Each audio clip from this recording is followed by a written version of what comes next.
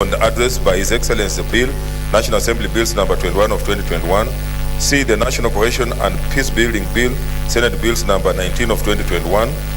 D, the Natural Resource Benefit Share Bill, Senate Bills number 25 of 2020. C, the Cooperative Society Amendment Bill, Senate Bills number 11 of 2020. F, the County Vocational Education and Training Bill, Senate Bills number 6 of 2021. G, the Prompt Payment Bill, Senate Bills number 16 of 2021, and the Startup Bill, Senate Bills number 1 of 2021. Honorable Senators, in accordance with the Standing Order number 35, the business specified in the Gazette notice and also as outlined in the order paper shall be the only business before the Senate during the special sittings, following which the Senate shall stand adjourned until Wednesday, 1st December 2020 at 2 p.m. and on Thursday, 2nd December 2021 at 2:30 p.m. respectively, in accordance with the Senate calendar. I thank you. The rest can sit, and except those who are coming with Senator Maura.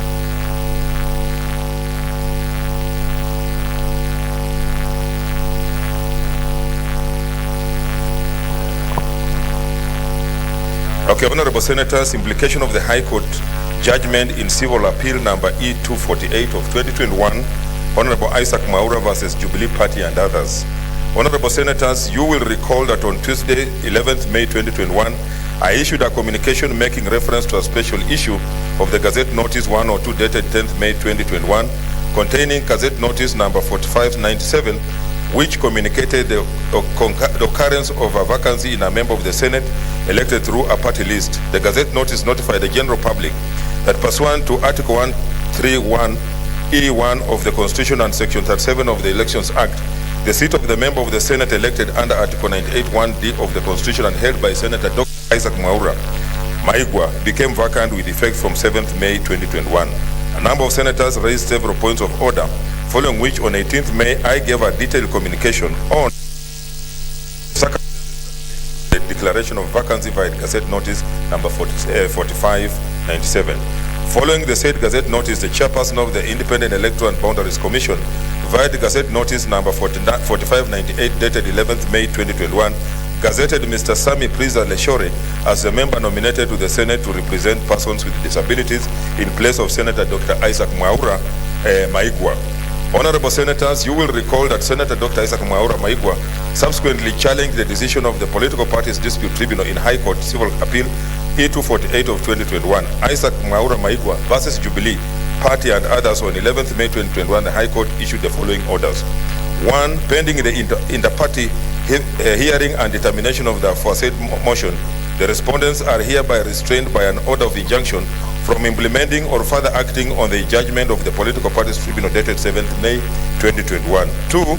Pending the inter-parties hearing of the motion dated 11th May 2021, an order for stay of further implementation of the Gazette Notice number 4590 dated and issued on the 10th May by the third respondent. 5. Following several mentions on the matter on diverse dates in the months of May, June, and July 2021, Senator Dr. Isaac Maura Maigwa subsequently filed a substantive appeal against the judgment of the Political Parties Dispute Tribunal, and the parties filed their respective responses as submissions of the appeal. On 24th November 2021, the High Court delivered its judgment on the appeal. Honorable Senators, in the judgment, the High Court set aside the decision of the Political Parties Disputes Tribunal expelling Senator Maura from the Jubilee Party. Specifically, the High Court quashed the notices by 1. The Register of Political Parties of the removal of the name of Senator Isaac Maura Maigwa from the Jubilee Party membership list. 2. The Speaker of the Senate communicating the occurrence of a vacancy in a member of the Senate elected through a party list. And 3. The Independent Electoral and Boundaries Commission, IBC, appointing Mr. Samuel Priza Leshore to replace Senator Dr. Isaac Maura Maigwa as the member of the Senate representing persons with disability. Honorable Senators, as your Speaker, I have often reiterated that the office of the Speaker is ill-equipped and totally devoid of the mandate to delve into or inquire into internal affairs of political parties represented in Parliament. This is a matter that falls within the mandate of the members of the respective parties. Senator Dr. Isaac Maura Maigwa exercised his constitutional right to appeal against the decision of the Political Parties Disputes Tribunal, and a verdict has been delivered by the High Court. My role in this matter, therefore, is to abide by the decision of the High Court, as the Office of the Speaker has no interest in the direction or inferences that the concerned parties would take on the matter. In this instance, the role of the Office of the Speaker is limited to receipt of the judgment, analyzing its contents, and where it concerns this office, implement its findings. Honorable Senators, the High Court, having quashed Gazette Notice number 4597 by the Speaker of the Senate, which declared a vacancy of a member elected through a party list, thereby removing Senator Dr. Isaac Maura as a senator. And further, the High Court, having quashed Gazette Notice number 4598 dated 11th May 2021 by the Chairperson of the Independent Electoral Boundaries Commission, which appointed Mr. Sami Prisa Leshore to replace Senator Dr. Isaac Maura as a member of the Senate representing persons with disability, I therefore direct that Senator Dr. Isaac Maura Maigwa, CBS MP, remains a senator in accordance with the Constitution of Kenya and the Senate standing orders. I thank you. Okay, welcome.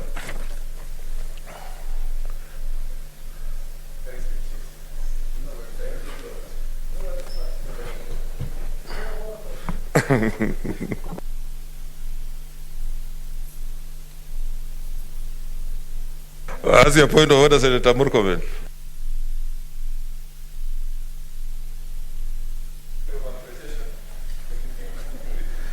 Mr. Speaker, I wish to, first of all, join you in congratulating Senator Maura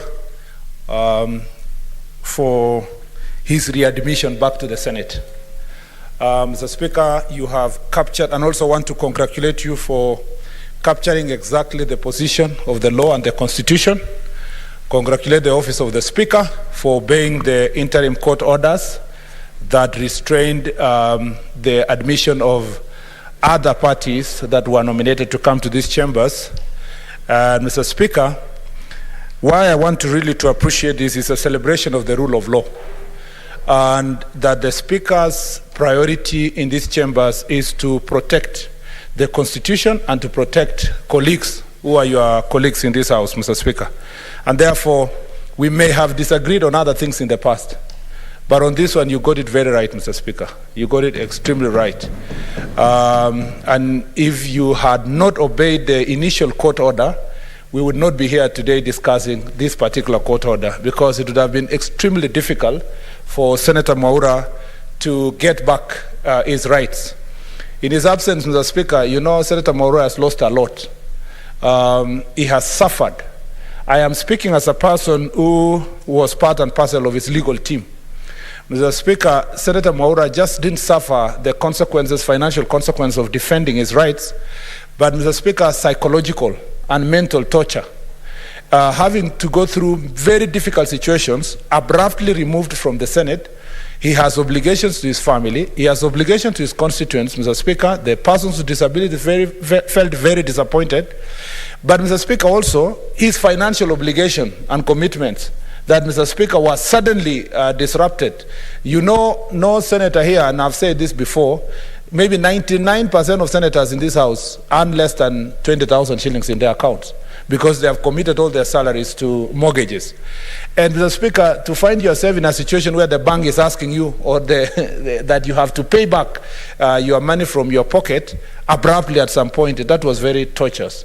But more importantly, Mr. Speaker, the courts have restored the sanity in the political party. I've read the judgment, Mr. Speaker, briefly, and the judge was very clear, categorical, that it was discriminatory, and so admitted by the Secretary General of Jubilee Party, that it is true that other political players in these chambers, including myself, have supported other parties, like I support UDA. And Mr. Speaker, it was captured properly that some members of this House went to campaign of Jubilee, went to campaign for ODM in Kibra, and have been associated and campaign, including the President himself and the Secretary General, the party leader and Secretary General. But out of sheer madness and total discrimination, the party picked the weakest The ones that they realize that this one is a person with disability, this one can easily be preyed on, Mr. Speaker, this one is easy to get. And Mr. Speaker, when they did so, they also did with the women-nominated senators, Mr. Speaker, who survived by the court order of the political parties dispute tribunal. And we would not have been here. Senator Naomi would not have been here. Senator Omanga, Senator Falhada, Senator, Mr. Speaker, Senator Mary, Senator, and who else? And all these nominated ladies. Senator who? Yes, sorry, and the late Senator Prengay. All these people would never have been senators had it not been, Mr. Speaker, for court orders to safeguard and protect them. And the question we should ask ourselves going forward is, will political parties continue being run like Jubilee? Mr. Speaker, no wonder Jubilee is a shell of its past. They could not even hold a national delegates conference because, Mr. Speaker, all of us are out. Not more than 5 people would fill the delegates conference. They can't even hold a single PG, Mr. Speaker, because they are chasing people the way they've chased Maura. Congratulations, Senator Maura. Welcome to the Senate.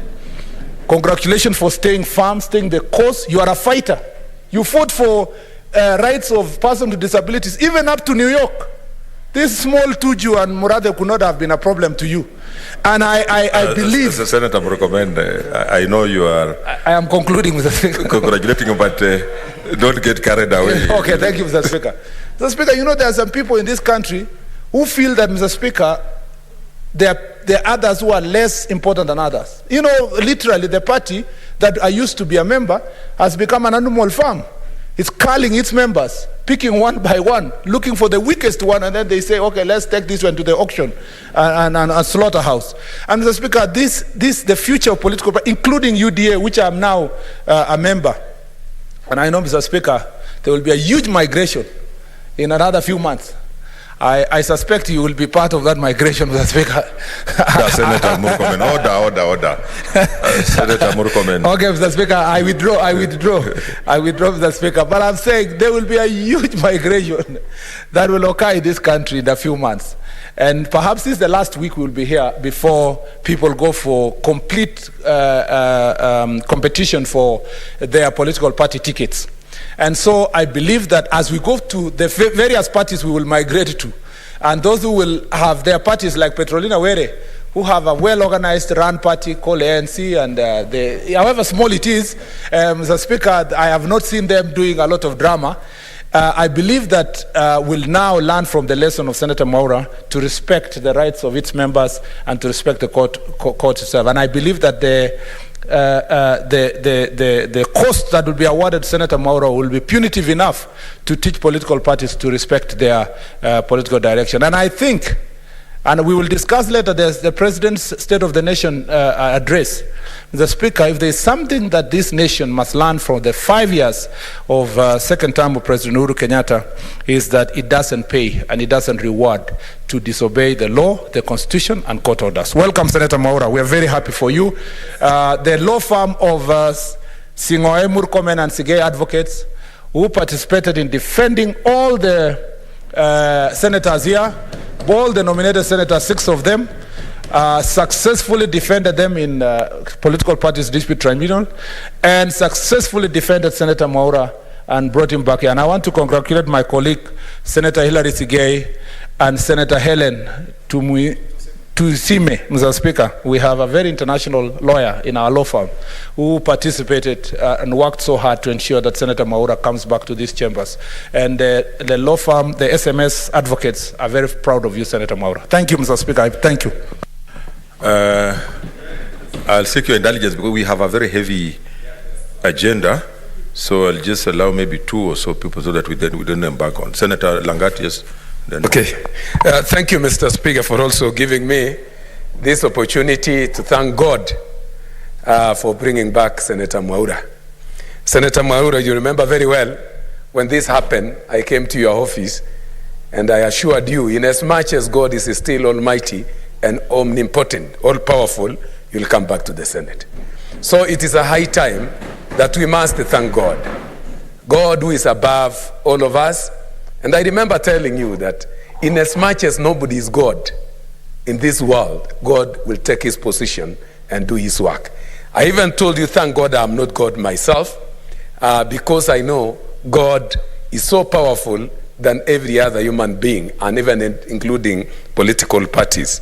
So I want to thank and to appreciate, secondly, Mr. Speaker, I want to appreciate the work of judiciary.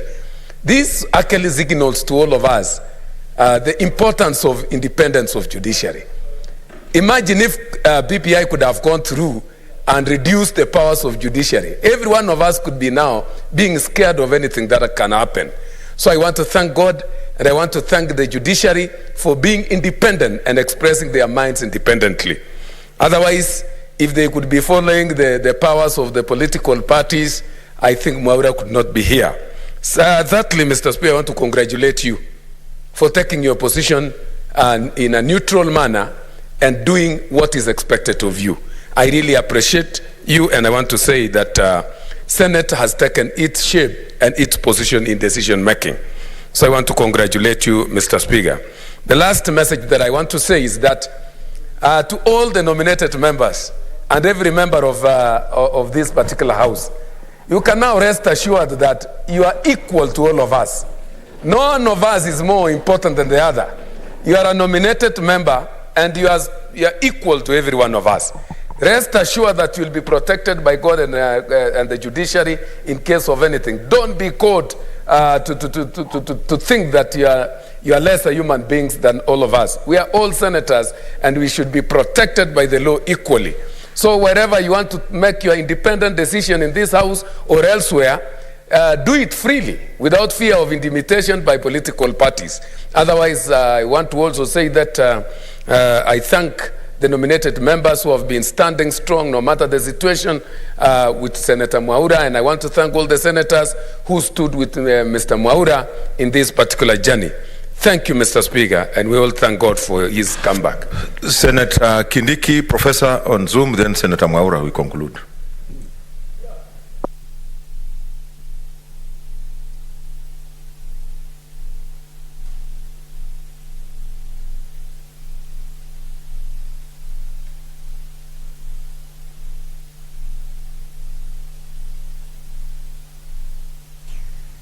Good morning, Honorable Speaker. Can yes, proceed, you hear me, Honorable Speaker? Proceed, Professor.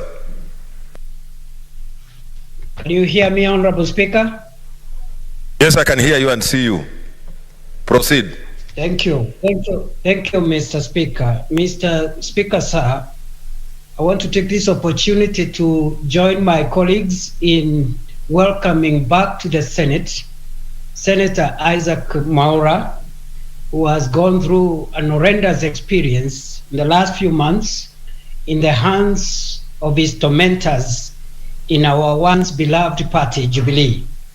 Honorable Speaker, I take this opportunity to thank you most profusely and your office for obeying the decision of the court and complying with the court order.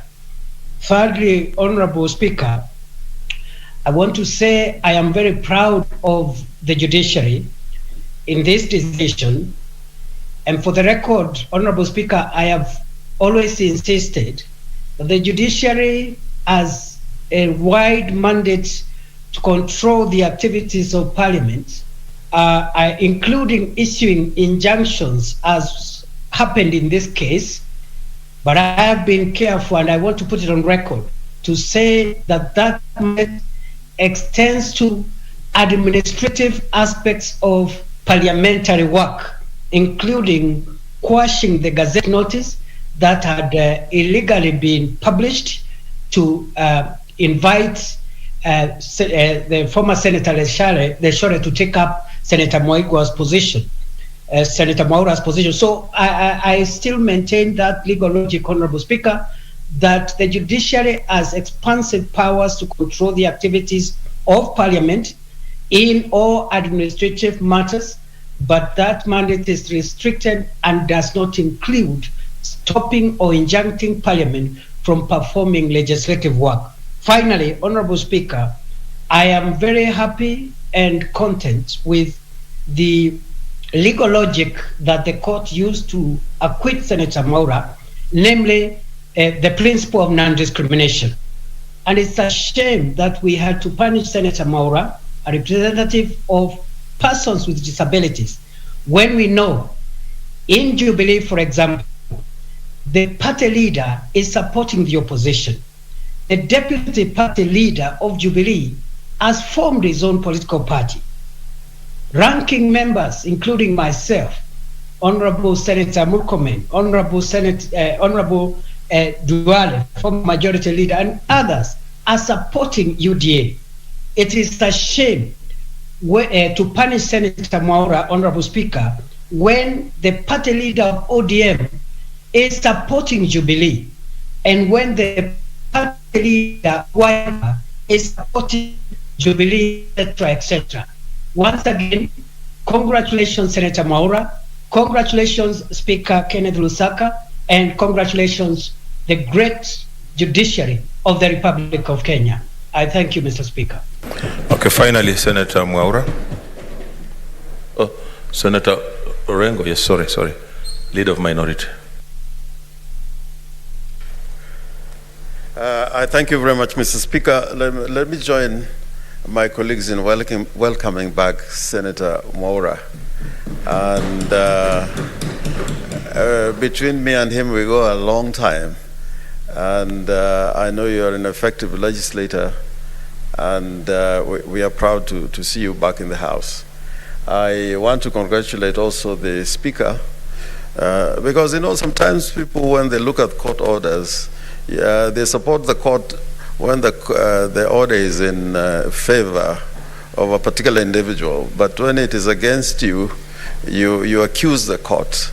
So I think sometimes it's a question of double standards. But I can say for our Speaker, I think you have consistently held the position that the court orders are for obedience. And this is, I don't think, is the first instance in which you have demonstrated that you are guided by the law and nothing else. Now, I don't want to go into the politics of this, because I think doing so, we are going to lose the significance of why Senator Maura is back in the House. I think it's back in the House, like the late Tomboya said, in a democracy, unless you have strong institutions. Strong institutions include Parliament, it includes the executive, and it includes the judiciary. And those institutions also can be of nuisance value if they don't obey the letter and spirit of the rule of law. And to that extent, therefore, I have been always a strong advocate in obedience of court orders. Whether or not you don't like them, I think the fundamental principle is always to obey court orders. And for lawmakers, it is even more significant because you are the lawmaker. So when the court is applying the law that you have enacted and stated the reasons why they have complied or given an order in pursuance of any particular statute or any legislation, Parliament should be the last to complain. In any case, if you don't like the law, you always have the opportunity to change that law. But until that law is changed, I think our primary responsibility is to obey the law as propounded by the courts. Mr. Speaker, I don't know whether Senator Maura, what he has missed in terms of his rights, what is truly his, in obedience of that court order, that whatever Parliament owes him, he should be given in entirety in terms of allowances and so on. But finally, I think the country, we are coming to a very important period. And this period that we are entering, unless we obey the law and do everything in accordance with the law, we are going to be in an extremely difficult position.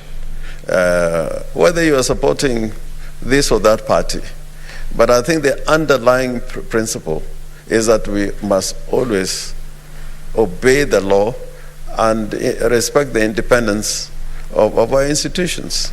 And I'm always remembering that the weakest people in circumstances when people are not obeying the law are politicians and members of parliament. If you didn't have some of these laws, some of you would be in detention now. You'll be serving prison terms. And if you didn't know, the leader of majority here, he had to run away very quickly to escape the long arm of the law. But being a very tall man, he was able to run away so far that the law could not reach him. And when circumstances changed, he came back.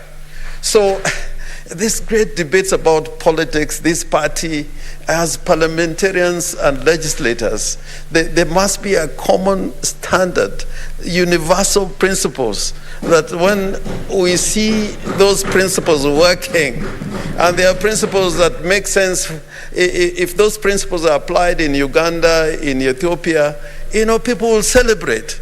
Yeah, there are some principles that have universal application. And therefore, today, as we celebrate Senator Maura coming back to the House, we are saying this is the true human spirit of being, honored and respected and given your inherent dignity, so that as you serve the people of Kenya, you know that you can go back to your house without being harassed. So I would want to say, without any fear of contradiction, let us be each our brother's keeper. Whichever is your party at the end, we got only one country called Kenya. And if we destroy this country called Kenya because of pursuit of political objectives and political interests, we'll go nowhere. We'll go nowhere. There should be a common denominator that when there's a wrong, Senator Pugisio would stand up to defend you. When there's something wrong happening to our speaker, we'll stand up and say, that is not right. And that is the only way we can make Kenya great and leave a lasting legacy to the great people of this country. I thank you, Mr. Speaker. Finally, Senator Maura. Thank you, Mr. Speaker. It gives me great pleasure to come back to this august house, and I thank the Lord Almighty for giving me an opportunity to come back here. In fact, in the book of 1 John chapter 5, verses number 14, it says that if we ask anything according to his will, he will hear us. And further, in the book of Job 14:7, it says clearly that at least there is hope for a tree. If it is cut down, it will sprout again, and its new shoots will not fail. Its roots may grow old in the ground, and its stump die in the soil, yet at the scent of water it will bud and put forward shoots like a plant. Mr. Speaker, today you are a hero because you have actually been able to obey the rule of law, and you have expressed neutrality in your quest to ensure that everybody has a chance to become whatever they would want to be, and that everybody is protected by the law. That is extremely important, especially if you look at the congruence of the role of God and the rule of law. The great Prime Minister of Ethiopia, Meles Zenawi, said that the rule of law is the basis for any democracy, and without the rule of law in democracy, you have chaos. We cannot build the foundations of a state without the rule of law. Stockwell Day aptly put it that Canada is founded upon principles that recognize the supremacy of God and the rule of law. I would want to reiterate that the same by stating that Kenya is founded upon the supremacy of God and the rule of law. My being in the Senate today is unlikely, Unlikely because it has never happened in the history of the Republic that a seat can be declared vacant, a replacement gazetted, yet a reinstatement is occasioned by a court ruling. This is a novelty, indeed a landmark ruling that sets precedents going forward in not only protecting the independence of Parliament, but ensuring that nobody shall be victimized purely based on their political opinion or association. Article 38 of the Constitution gives every citizen the right to freedom of association, and it's therefore inconceivable that this can be criminalized to the extent that one ends up losing their own seat in Parliament. This precedent should therefore serve as a warning that our Constitution will stand tall in ensuring that this democratic right is protected. My political witch hunt was fomented due to my clamor for equal opportunity for all Kenyans. This was born of my long struggle to represent the voiceless and underprivileged Kenyans on this floor and outside the chambers of this august house. This realization is occasioned to me like a eureka moment that no matter how I fought for them to be included in society, their inclusion would only be token as long as equal opportunities for all citizens wasn't realized. This calls upon all of us from our different walks of life to keep eternal vigilance, to rise up and speak when such is infringed, for inequality somewhere is inequality everywhere. Likewise, freedom somewhere is freedom everywhere. When we claim our freedom and equality, those who are used to privilege sees this as oppression. We need to remind them that equality for all guarantees a safer environment for them, as well as one doesn't have to look over their shoulder depending on who wields power. As I said before, my being here today is unlikely. Indeed, a young boy born nearly 40 years ago in Kiambu District Hospital to a single mother who was abandoned on account of having a child who looked different on account of albinism. Yet I had a dream that one day I would become a respectable member of the society. My mother worked as a farmhand in our local MP's chamber, laying me down to sleep under a banana tree as she tilled the land with other women and men. When I was young, I had a dream that I would be a member of Parliament. Many found this unachievable, but I stand here today being the first person with albinism to serve both in the National Assembly and the Senate. I thank God for that. To some, this opportunity to participate in decision-making on an equal basis with others means that the typical stereotype of the underprivileged must subsist, that we must remain meek, grateful, apologetic, and reconciled to gratitude occasioned by the very opportunity to serve. I want to remind them that we have fought very hard to have this representation, and that special seats are constitutional, therefore not tokens to appease political patronage. That due to the unfair nature of first-past-the-post elections, political parties are only custodians, but not owners of the process to guarantee representation of equal citizens who would otherwise not make it to be represented. As such, it is of utmost importance that such space be robustly safeguarded in order to ensure active and full participation of the representation of special interest groups in all of our legislatures, in order to ensure to their constituents their human rights and fundamental freedoms through the very representation that is the essence of their presence in Parliament. Political parties are the legal vehicles through which a group of like-minded individuals are able to capture power through legal means in order to exercise it. However, our political parties have had a fair history of not surviving the next general election, degenerating to become a pale shadow of their former selves. This is largely because of lack of internal party democracy that enables them to outgrow the founders' syndrome. The founders see them as personal property rather than public institutions of our nascent democracy.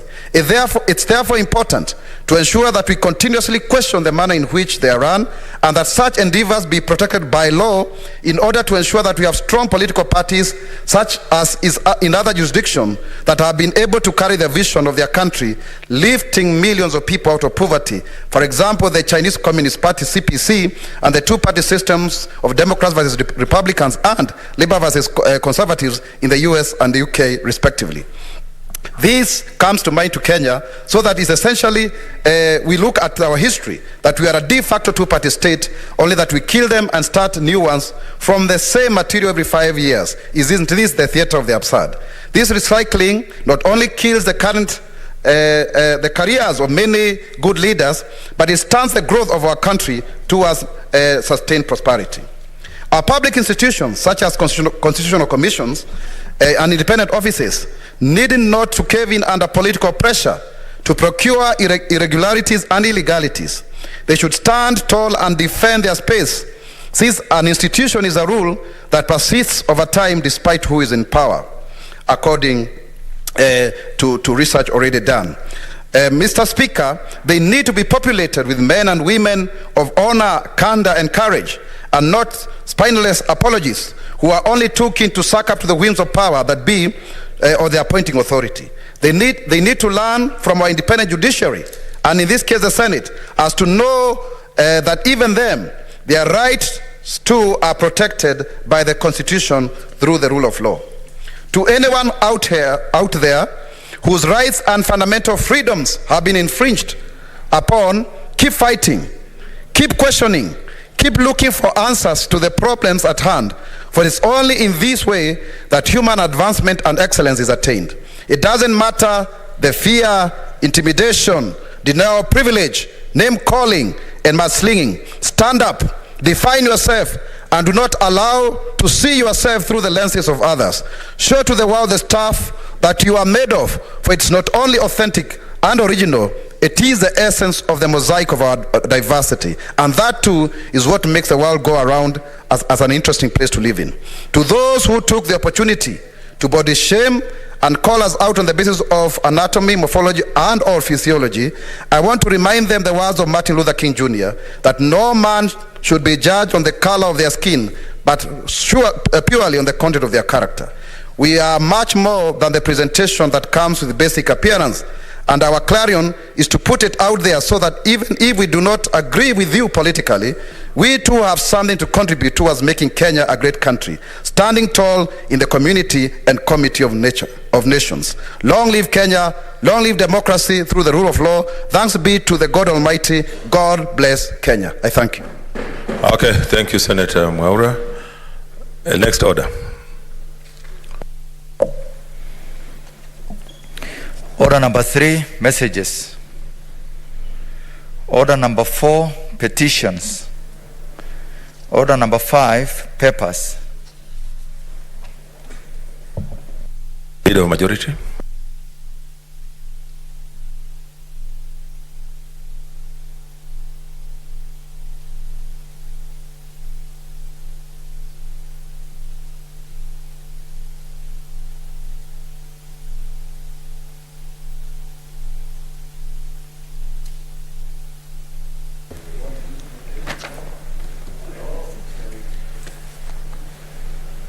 Mr. Speaker, sir, I beg to lay the following papers on the table of the Senate today, 1st December 2021. 1, the 8th State of the Nation address by His Excellency the President, delivered at a special sitting of Parliament on Tuesday, 30th November 2021. 2, the 8th Annual Report on the measures taken, the 8th Annual Report 2020 on the measures taken and progress achieved in the realization of national values and principles of governance. 3, the 8th Annual Report on the progress made in fulfilling the international obligations of the Republic of Kenya. And 4, the Annual Report to Parliament on the state of the national security.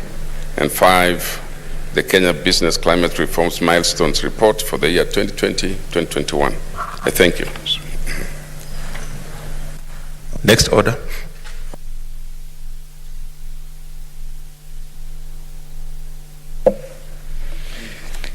Order number 6, notice of motion. Leader.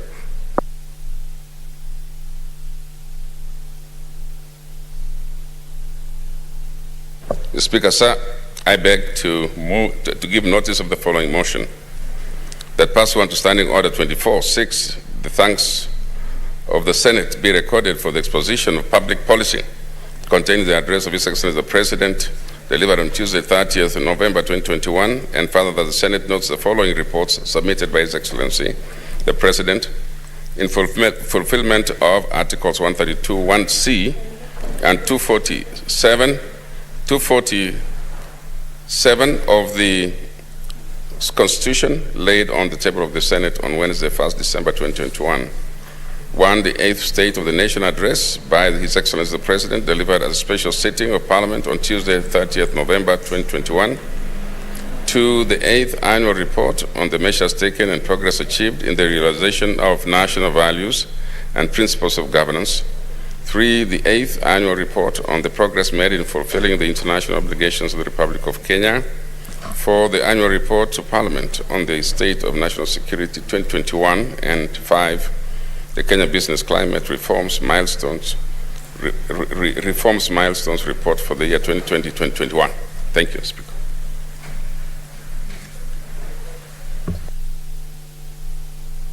Next order.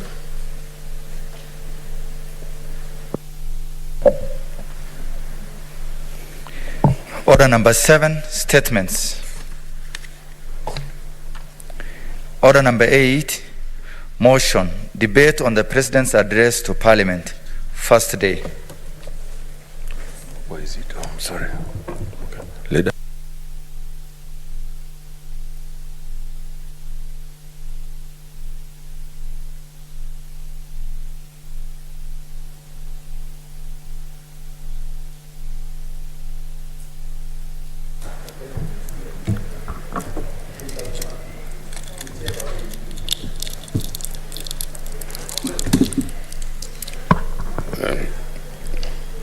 Speaker, first I thought I would use this opportunity to welcome back Senator Maura to the House. Speaker, I know Senator Maura to be concerned mostly about discriminative issues and particularly fighting for the voiceless, and I want to see that he continues to do that from this House and from outside this House.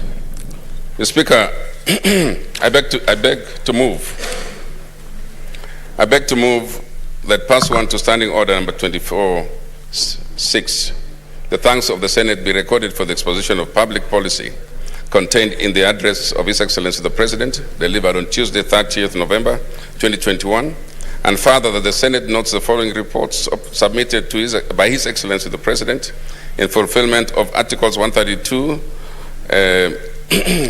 Clause 1, Para C, and 240, Clause 7 of the Constitution laid on the table of the Senate on Wednesday, 1st December 2021, and that's 1, the 8th State of the Nation address by His Excellency the President that was delivered at a special sitting of Parliament on Tuesday, 30th November 2021.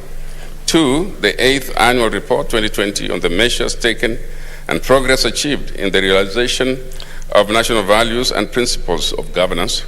3, the 8th Annual Report on the progress made in fulfilling the international obligations of the Republic of Kenya.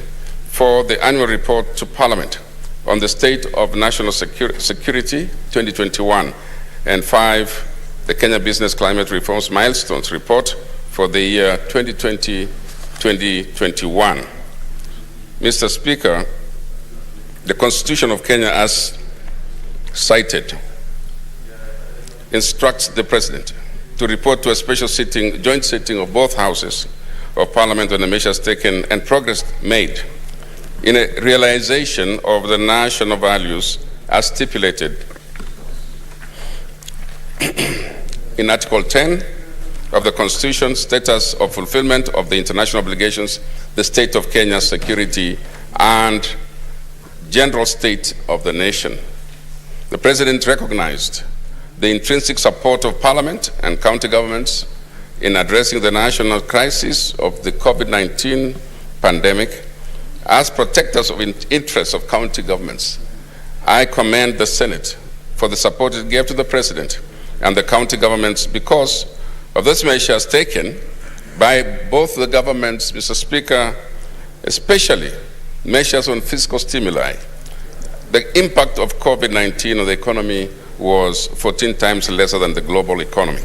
The Speaker, over and above the tax stimuli that were given, that warranted the National Exchequer to forego taxes amounting to 176 billion. The President further rolled out the Buy Kenya, Build Kenya policy, the Kazim Tayani program that secured over 750 1,000 gainful engagement for the youth.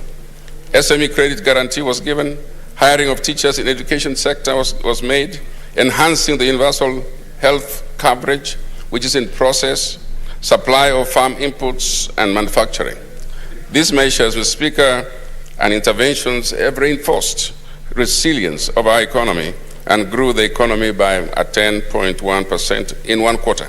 A third intervention unveiled in October focuses on agricultural core sector, the health and sanitation sector, and then the energy, and of course there was credit facilitation for business people. Speaker, on the ease of doing business, the President is keen on the agenda of ease of doing business and to see the fulfillment of automation, the full automation and streamlining of payment of taxes, to redesign import and export processes. Impressively, Mr. Speaker, Kenya becomes a global first on how to host the first European investment bank outside of Europe. And that was given to us in that statement yesterday. Mr. Speaker, the sentiments from the just concluded annual devolution conference have also been addressed by the President, who noted that the government was committed to combat desertification, address climate change, increase forest cover, and promote the blue economy. Honorable Senators, the tree cover has increased from 6% to 8.8%. On the blue economy, the legal framework is intended to protect the fishing industry and to the members who come from the coastal sector. They realize, Mr. Speaker, that it will be the first in Kenya for this to happen. After so many years of just leaving people to come and fish illegally on our shores, this has now become something that is protected under a new organization that has been set up for Kenya. Mr. Speaker, I'd like to think that maybe we should say a little bit about the Big Four agenda. The President focused on that. The President is committed to ensure equality in government services to evade poverty. In addition, the government has made immense strides in the Big Push investment that the President mentioned yesterday. The Big Push, Mr. Speaker, program has seen the revival of Kenya Meat Commission, the expansion of Kipevu oil refinery berth, the opening of economic towns. Mr. Speaker, the President touched on the infrastructure projects such as the Lamu Port, the dual carriage across the country, especially the Rironi Mau Summit. Mr. Speaker, the input in the economy has ushered the country to a place where we are now ready to take off in industrialization. Mr. Speaker, the President intends that this country would shorten the period for being an industrialized country, which has taken many countries several years to reach. We wanted to do it, we want to do it, we are preparing, or the government is preparing, Mr. Speaker, for that takeoff in short time. That's why the emphasis is on infrastructure, on the SGR, on the dual carriage, on the tarmac roads in every county, and some counties, as emphasized with the Speaker, having tarmac roads for their very first time in many years. The Speaker, most importantly, the President was articulate on the territorial integrity of Kenya, noting that the government has preserved the territorial integrity of Kenya. In fact, Mr. Speaker, as the President said, it is intact and unencumbered, which means, Mr. Speaker, that the President said it in other words that he is not going to allow an inch of Kenya's territory to be interfered with, and he doesn't need an inch more than is given to Kenya, Mr. Speaker. So that God created Kenya and God gave us Kenya, and that we must therefore protect Kenya and its territorial integrity. Mr. Speaker, the speech is very clear. Those of us who listen to it through, you know, Mr. Speaker, that it is a long speech, but, Mr. Speaker, it covered almost every area. And so to give members an opportunity, Mr. Speaker, to conclude on this matter, Mr. Speaker, the President further addressed the achievements of his administration for the last 8 years. And those he gave and they're in the report, Mr. Speaker, and I hope the members can take time to look at it. He gave a very detailed account of his achievements and this administration in the last 8 years. And so, Mr. Speaker, with this summary of what I think captures the speech of the President, and to allow members to discuss this in detail, I therefore move, Mr. Speaker, with these remarks, I beg to move and request Senator Orengo, who is a minority leader in the House, to second. Thank you, Mr. Speaker. Yes, Leader of Minority.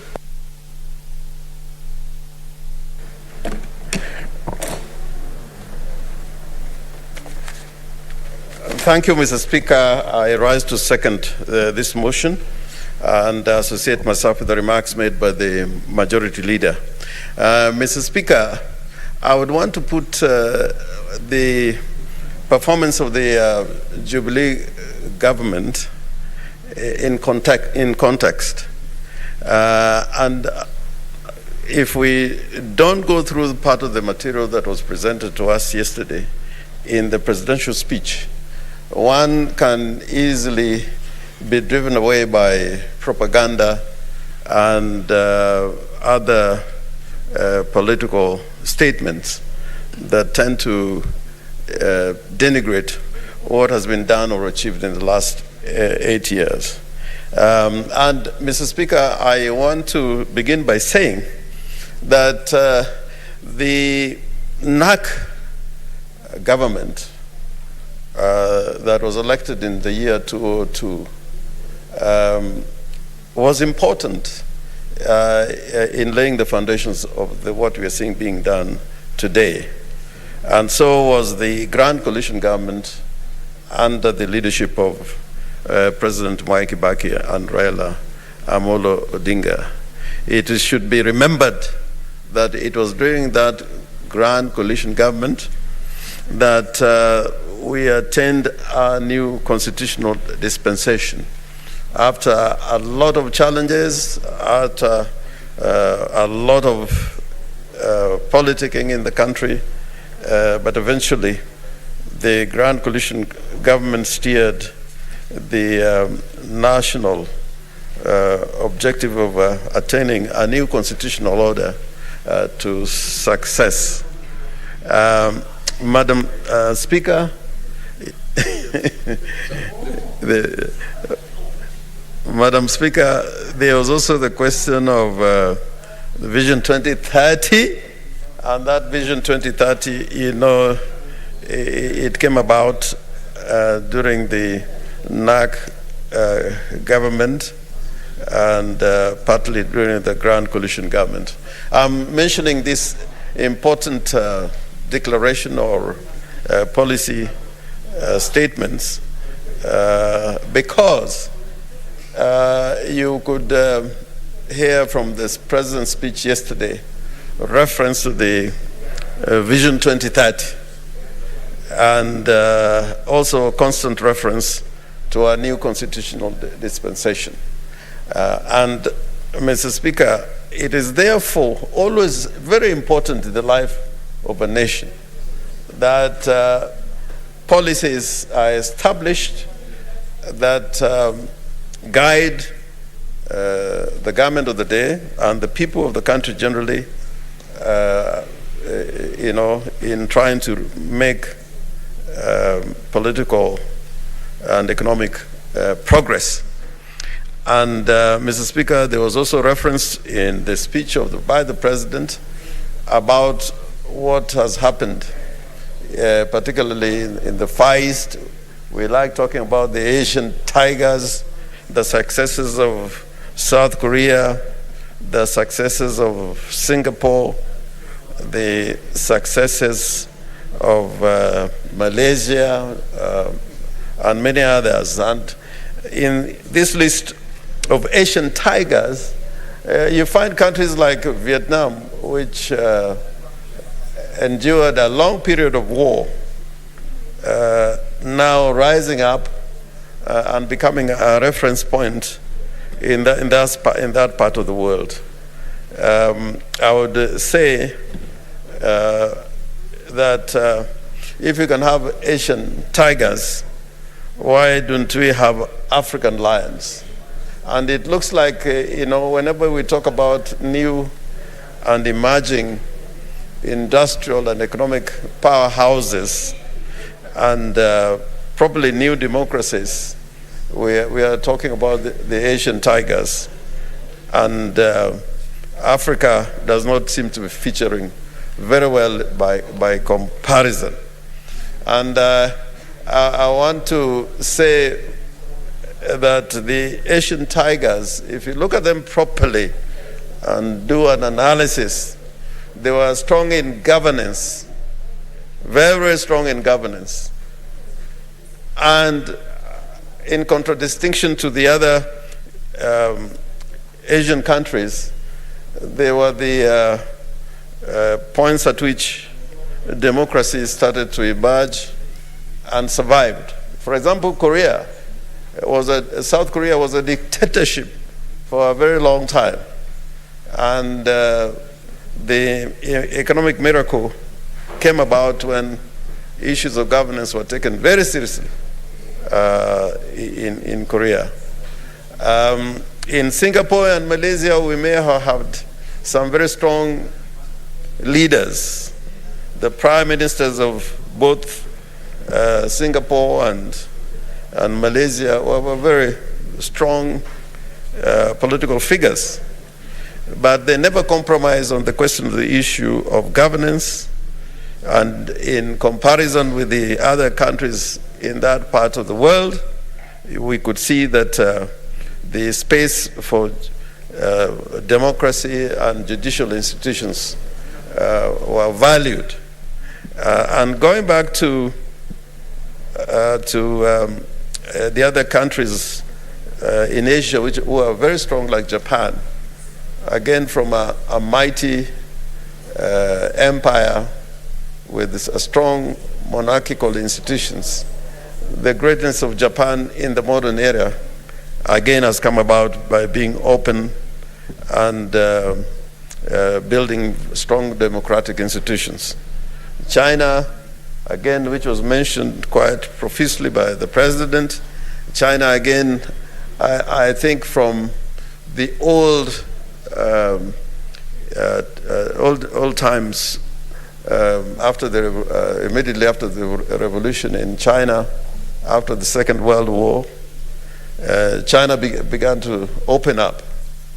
And when it opened up, I think China grew in all sectors. So again, China, although being a one-party state, a lot of what has happened in China is because the country was opened up. Madam Speaker, if you remember, there was a Chinese leader who once said, when he was being accused of being a capitalist, advocate of capitalism rather than a communist, he remarked that he doesn't care about the color of the cat, whether it is black or white, so long as it can catch mice. So in a way, he was trying to say that the objectives of making China a great nation was to make sure that China grew to be an industrial powerhouse, and where the ordinary person could see the full benefit and fruits of the Chinese efforts in trying to build that country. So what am I trying to say? I'm saying that even in our country, we need to take firmly on issues of governance. If we can go firmly and say that Kenya is not a nation that is going to be ruled by the whims of an individual or a group of individuals, but is going to be a country of laws, and laws which are based on justice, democracy, and human rights.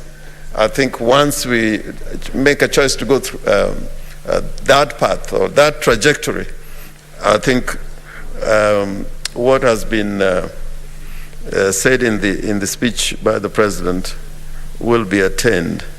And secondly, so long as we build our democracy and our institutions, we stand to gain. Now, Madam Speaker, I didn't want really to take long in seconding this motion. But, now the great debate, and in fact, instances when we're doing appreciating Senator Maura for coming back to these chambers, there were comments which were being made about the handshake. And I want to say without fear of contradiction that anybody who saw Kenya as it was in 2013 and 2017, or previously in this cycle of elections, as a country we are moving in the wrong direction. And we have always moved in the right direction by making certain compromises. The strength of President Kibaki, and I know that at the time when Kibaki, as president, decided to work with Raila Amolo Odinga, and if you look at the accord which was signed by both of them, as individual leaders and as leaders of their political parties, it was not very popular amongst, certain politicians in this country. And imagine in the year 2007, we did not have the grand coalition government. I am certain that to achieving the constitution of 2010 would have been extremely difficult. Extremely difficult. And this constitution has been a very important achievement in our country, and we continue to congratulate ourselves because of the 2010 constitution. And in the year 2013, 2017, eventually when President Uhuru Kenyatta decided to work with Right Honorable Raila Amolo Odinga, again there were cynics, there were skeptics, and who said that this was not the right thing to do. There are instances all over the world where we can say leaders get together for the sake of the country to make them advance.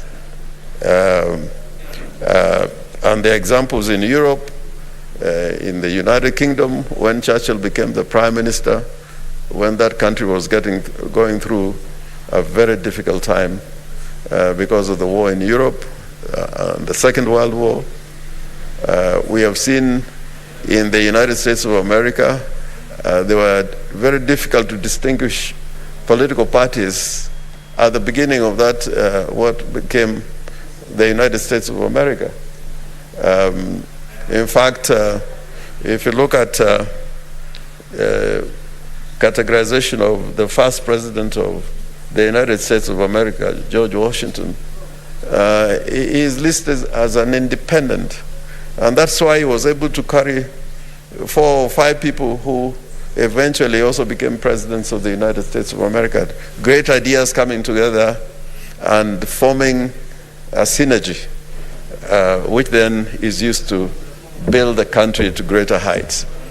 I think that those within Jubilee who keep to be cynics and skeptics and undermining the objectives of the unity between Raila Amolo Odinga and President Uhuru Kenyatta, I think if you read this speech thoroughly, we all heard this speech, but if you read it thoroughly, one cannot reach any other conclusion but that the handshake gave this country an opportunity to advance forward and do the things that mattered to our people generally.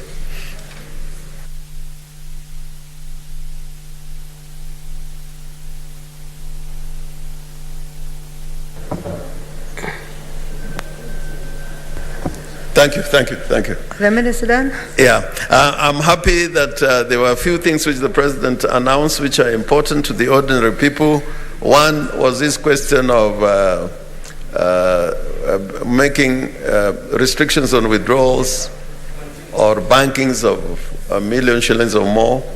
I think a lot of people have been suffering, quietly and quite loudly also, because some of these restrictions make it very difficult for the ordinary business people who do small enterprises, some of which even having records become very, very, very difficult. And I think that went quite well in that speech. Then the interventions that the president talked about, which I think again were critical. These interventions, he had spelled them out during the Madaraka Day celebrations in the tea sector, in the sugar sector, in the coffee sector, and these interventions, Madam Speaker, made it possible for us to go through the pandemic with, some damage, but it could have been worse, absent these interventions which were listed out in the President's speech.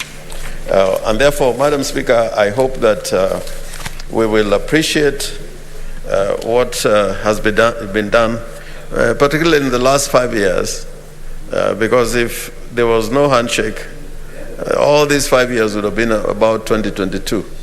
But with the handshake, we were able now to talk about infrastructure, talk about the health sector, talk about the agricultural sector, talk about the Big Five, and now, as recorded in the President's speech, we can discern what has been done by the government, but with the support of the opposition. And we don't want to apologize for it. We were doing it for a good reason, to keep the unity of the nation together, to make sure that the people in this generation get their fair share of the resources of this country and advance to the next level. Madam Speaker, with those remarks, I beg to support. Thank you.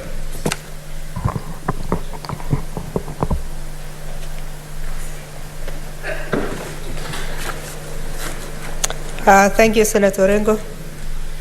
Honorable Senators, I would now like to propose the motion that pursuant to Standing Order 24-6, the thanks of the Senate be recorded for the exposition of public policy contained in the address of His Excellency, the President, delivered on Tuesday, 30th November 2021, and further, that the Senate notes the following reports submitted by His Excellency, the President, in fulfillment of Articles 132(1)(c) and 247 of the Constitution, laid on the table of the Senate on Wednesday, 1st December 2021.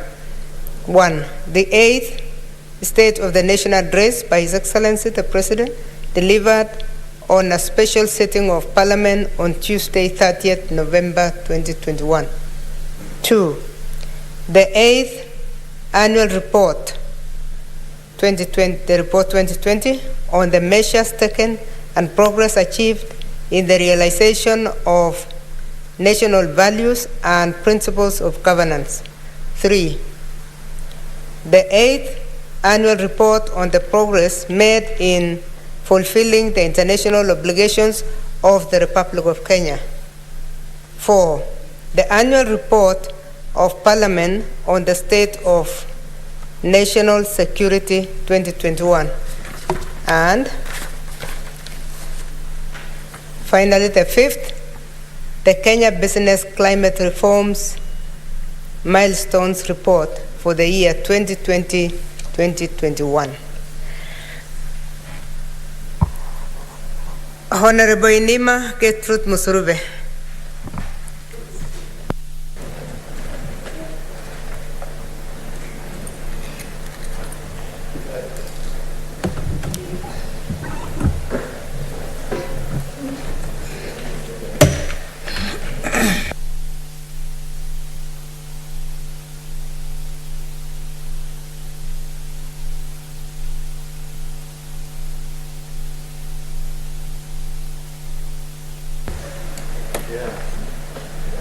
Thank you. Thank you, Honorable Speaker, for this opportunity that you have accorded me to actually support the motion on the President's address to the nation. And Honorable Speaker, allow me to just echo what is rightfully to be echoed here, that when it comes to one of the salient or key functions of the President is to actually address Parliament. And the President addresses Parliament when it is newly reconstituted. In a year, he can address 1 or 2 times. And even special occasions, special times, he can also choose to address Parliament, Honorable Speaker. And Honorable Speaker, I want to say that this is something very commendable, because when it comes to the key arms of the government, we have the executive that is actually represented by the President. We have the legislature that is represented by Parliament, and we have the judiciary, Honorable Speaker. So when the President deliberately, and as he so did yesterday, decided to address the whole nation and the representatives of people, it is something very commendable that he opted to do this before the year comes to a close, Honorable Speaker. We can all remember, Honorable Speaker, that last year, because of COVID-related issues, the President was not able to address Parliament. But he chose an opportune moment to address Parliament so that before the year comes to a close, he's accountable to Kenyans. He's accountable also to, the legislature, Honorable Speaker. And Honorable Speaker, I want to say that he effectively executed Article 131 of the Constitution that obligates him to do exactly that. Honorable Speaker, and when he's addressing, the legislature, it is very clear that he has to address and tell the whole nation what exactly he has done with regard to national values, Honorable Speaker. And the national values are very clear, Honorable Speaker. When you look at Article 10 of the Constitution, it is very clear that one of the key national values is that of patriotism, that of unity, and this he came out very strongly in his address, and also that of sustainable development, Honorable Speaker. And even as you talk about sustainable, Honorable Speaker, the whole world must know, and Kenya must know, Honorable Speaker, that during this COVID time, it was a risky moment in the sense that economies went down, Honorable Speaker. But during the COVID time, I just want to thank the President for the raft of measures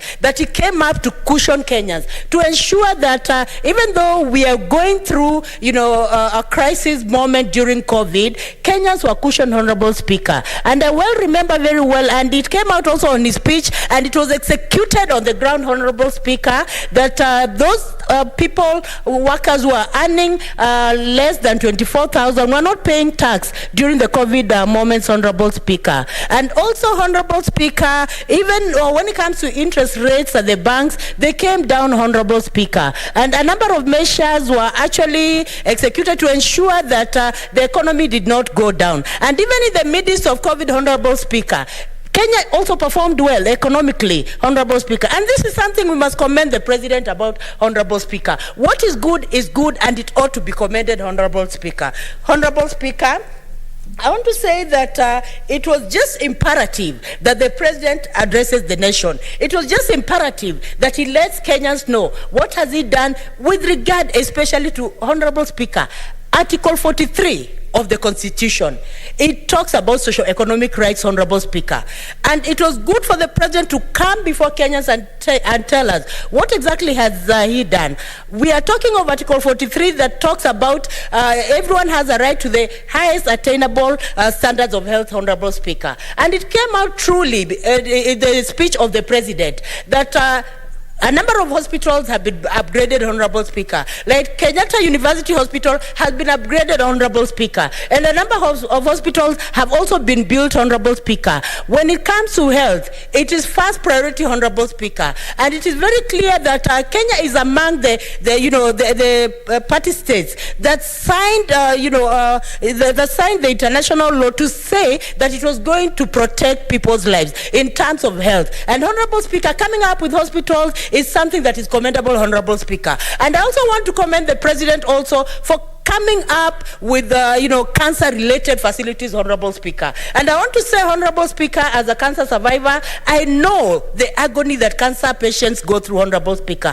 Most of them have to go to, outside of Kenya in order for, their diseases to be, identified, in order for them to be detected, and in order also for treatment to be done. But I'm happy to know that even in Kenya, cancer can now be treated, Honorable Speaker. Last week, I remember, Honorable Speaker, I visited an auntie of mine, Auntie Regine, who has arthritis. She was going through a harrowing moment. And when I was in India, I remember there are some Kenyans who would go to India for the purpose of being treated for arthritis. But that Auntie Regine was treated just here in Kenya, Honorable Speaker. So this is something commendable. Medics, Honorable Speaker. We do not have to import health, Honorable Speaker. We have to train our own medics, Honorable Speaker. And it was very clear in the President's speech, Honorable Speaker, that a number of medics are being treated, are being trained, Honorable Speaker. And this is something that should be done year in, year out, Honorable Speaker, so that we ease the burden of Kenyans who keep going abroad for the purpose of treatment, Honorable Speaker.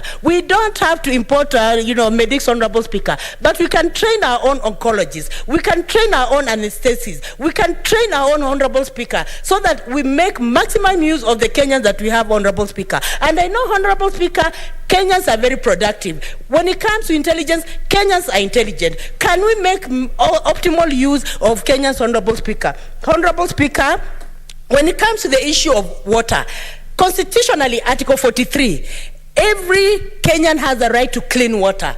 Honorable Speaker, from the speech of the President, Honorable Speaker, it is very clear that the boreholes in the country were few, especially in the arid, areas. But more than 200 boreholes have been sunk, Honorable Speaker. Water is a necessity, Honorable Speaker. We cannot do without water, Honorable Speaker. Even our body, Honorable Speaker, the composition of our body is also water, Honorable Speaker. One can survive on water, Honorable Speaker.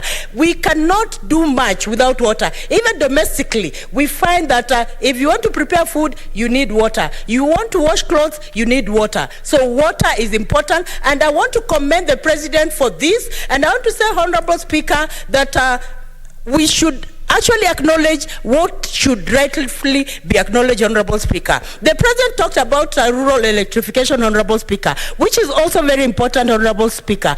There's some areas, even from the colonial areas, they have never seen electricity. And Honorable Speaker, I want to commend the President for coming up with a rural electrification program, and I want to urge him even to do more, especially when it comes to rural electrification, Honorable Speaker.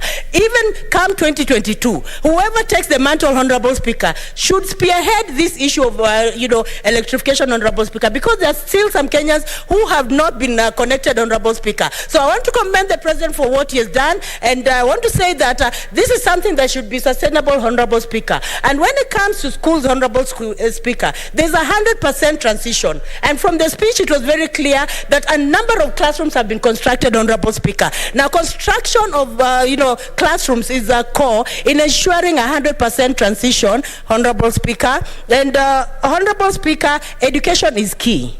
It lies the life of everyone.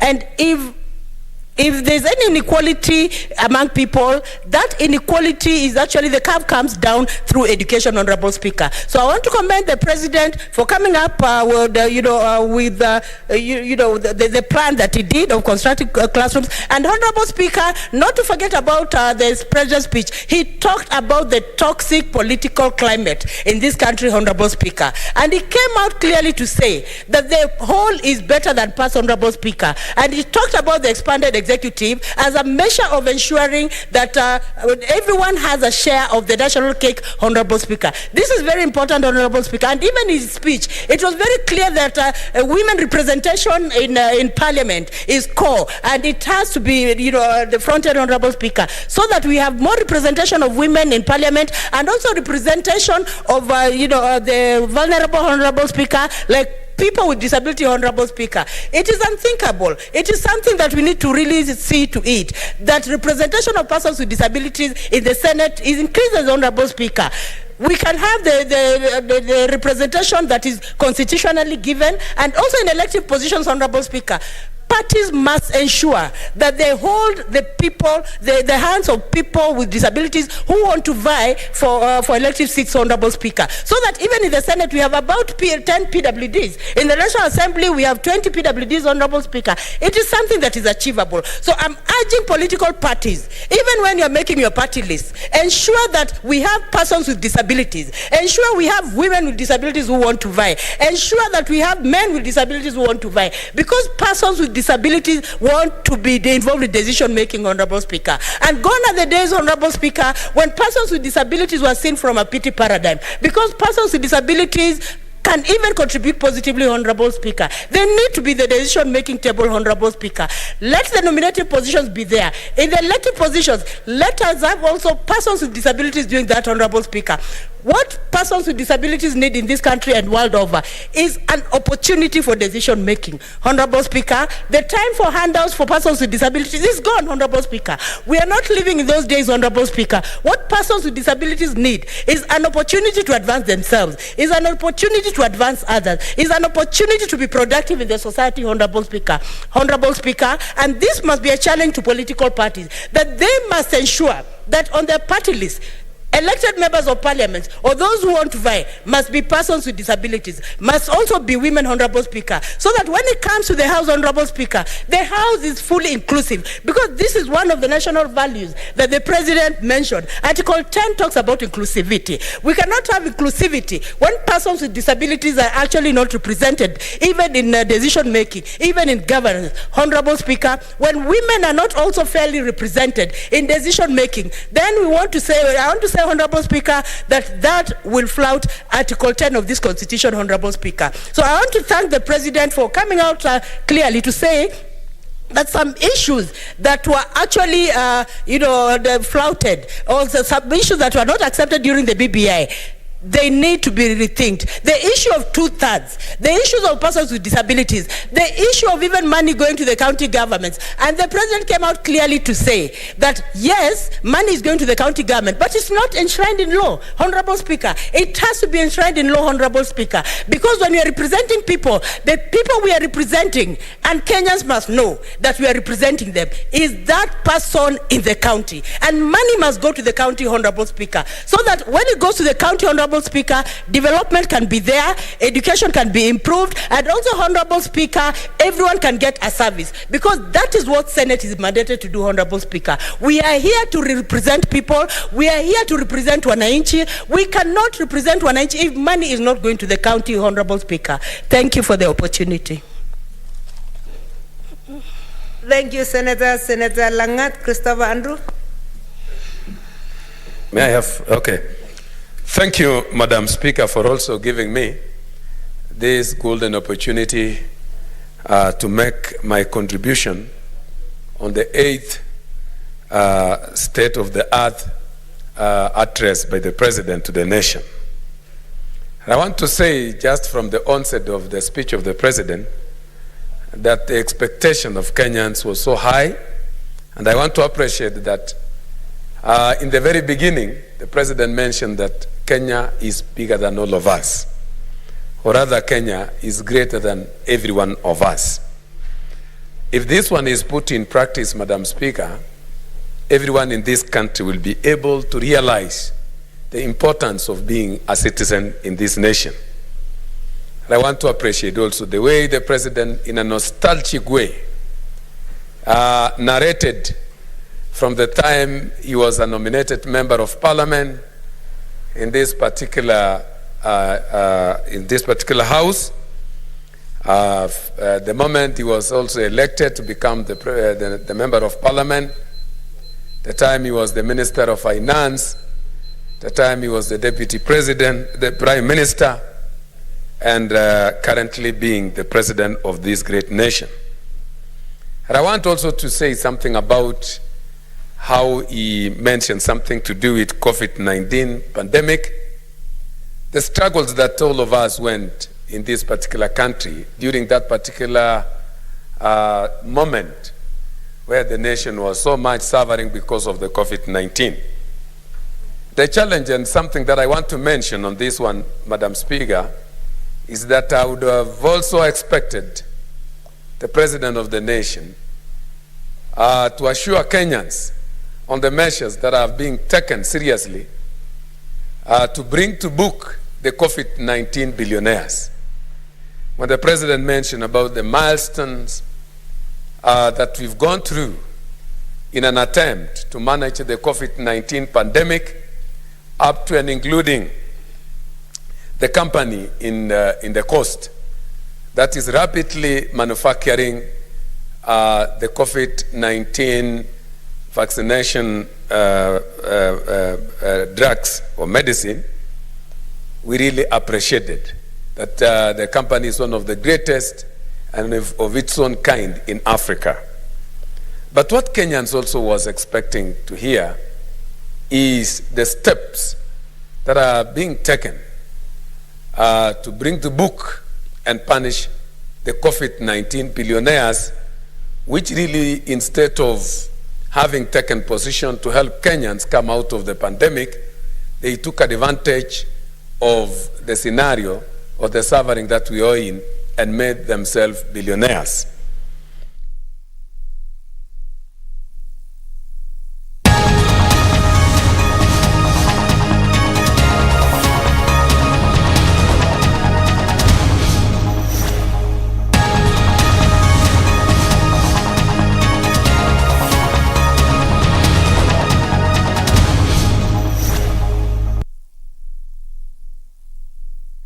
But out of the choice that the president made, we are able now to talk about what we have achieved as a country.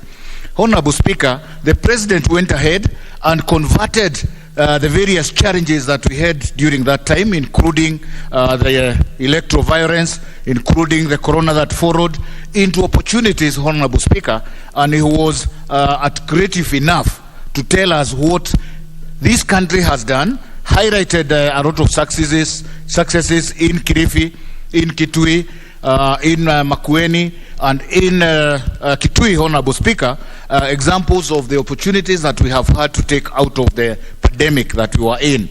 Honorable Speaker, the President went ahead and also highlighted some of the interventions that he has had to make. Again, these interventions were criticized by a section of this country, and people really wanted the president to fail. And we thank God that he stood by his choices, stood by his interventions. That's why we are where we are, Honorable Speaker, because out of the criticisms, if the president listened to those that were criticizing him, I think this country, Honorable Speaker, would be somewhere else and not where we are. We had interventions, Honorable Speaker, that touched on the tax reductions, interventions that touched on economic stimulus activities, in various sectors, including tea, and I can attest to the fact that even lice sector had interventions, Honorable Speaker, that really helped our farmers to get out of the problems that were in, Honorable Speaker.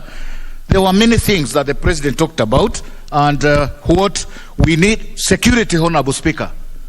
Most people in this country have never sat to ask themselves the problems that we have had, the threats from Al-Shabaab, Al-Qaeda, ISIS, and other outroot groups. How did we manage it in the midst of corona pandemic, Honorable Speaker? And if people can get into that thinking, then they will understand and know how much the president has had to put in interventions in the right way, including motivating the security sector, Honorable Speaker. It is therefore important as a country to stop taking advantage of the problems that we have to perpetuate politics of self-interest that are unsustainable, and more so taking advantage of the youth that was Honorable Majimbo Kalasinga. Thank you very much, Mr. Speaker. Mr. Speaker, I will support the speech that was well planned by His Excellency the President, Mr. Speaker, yesterday. Mr. Speaker, when I keenly listened to the speech of the President, Mr. Speaker, I also observed, Mr. Speaker, that on the Speaker's gallery, Mr. Speaker, were ministers who must have heard even the same speech, Mr. Speaker, from the President. Mr. Speaker, when you see the vision of the President, Mr. Speaker, its main is at the heart of the Kenyan, Mr. Speaker. But Mr. Speaker, here is my concern, that when the President has a very good vision, Mr. Speaker, for assisting the farmers in this country, Mr. Speaker, by allowing farmers, Mr. Speaker, in soya sugar, Mr. Speaker, to be paid their money, and releasing 500 million, Mr. Speaker. Last 3 weeks, Mr. Speaker, the Minister, Mr. Speaker, up to now has not given the farmers, Mr. Speaker, their money. Mr. Speaker, it depends. When the President has given a heart of the people, when the President wants Kenyans, Mr. Speaker, to enjoy the life in this country, by giving them, when we were having the Mashujaa in Kirinyaga, Mr. Speaker, he said that farmers in this country, sugarcane farmers, must be given their money. Mr. Speaker, up to now, we want to hear, Mr. Speaker, and I was very happy when the President was addressing him, Mr. Speaker. The Minister on the Bomunya was up there, Mr. Speaker. We want the farmers in Zoya, as I talk now, to receive their money because they were given, Mr. Speaker. Mr. Speaker, without forgetting, security. His Excellency, Mr. Speaker, talked very well about the security. I was impressed, Mr. Speaker, when he said that we must build houses, Mr. Speaker, for the police in this country.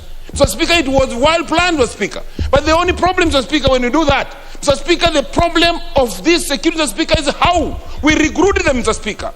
Recruitment of police officers in this country, Mr. Speaker, has remained a preserve of the rich, Mr. Speaker. How they come to become police officers, Mr. Speaker, is questionable. If we go by looking at the fastest poor athletes who want to become police officers, Mr. Speaker, who qualify by the right way, Mr. Speaker, in this country is now a nightmare. As I thank the speech of the President, Mr. Speaker, for exercising his mandate, Mr. Speaker, as President, Mr. Speaker. Mr. Speaker, when you look at how the President was trying to prioritize the coffee cherry fund, Mr. Speaker, in his own planning as a President, Mr. Speaker. Mr. Speaker, the coffee cherry fund has never come to assist a coffee farmer.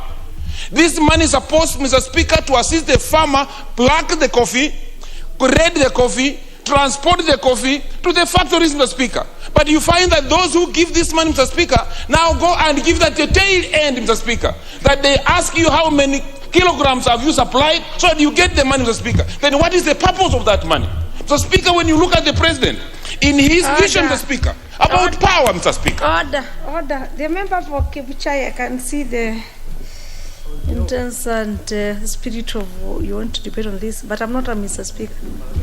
You should notice change of seats. Thank you, Madam Speaker. And Madam Speaker, I'm happy that you have changed the card when I was on speech, Madam Speaker. Thank you, Madam Speaker, now. Okay. And I hope Madam Speaker will be kind to me, Madam Speaker, for my one lost minute, Madam Speaker. No, you were out of order. Thank you, Madam Speaker. Okay. Madam Speaker, I was not keen. I apologize.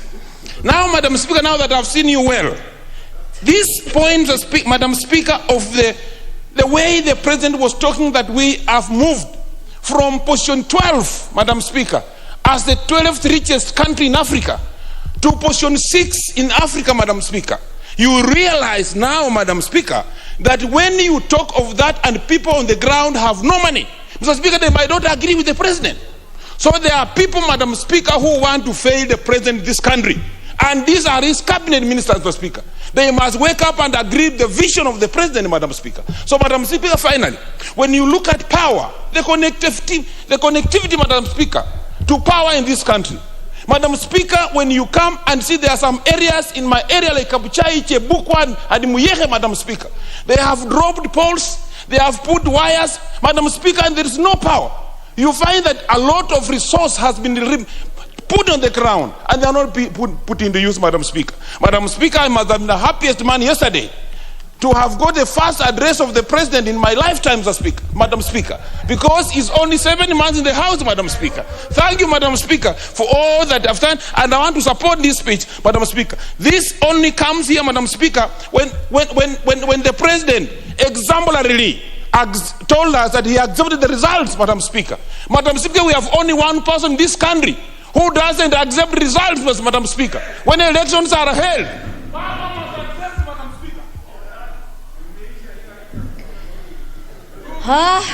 Very well. It's no wonder the honorable member for Kabuchai could not notice the difference between Mr. Speaker and Master Speaker. But you've spoken very well, the member. Thank you so much. Let me have the member for Seme constituency. Thank you, Madam Speaker. I stand to support the motion to record thanks for the President's State of the Nation address.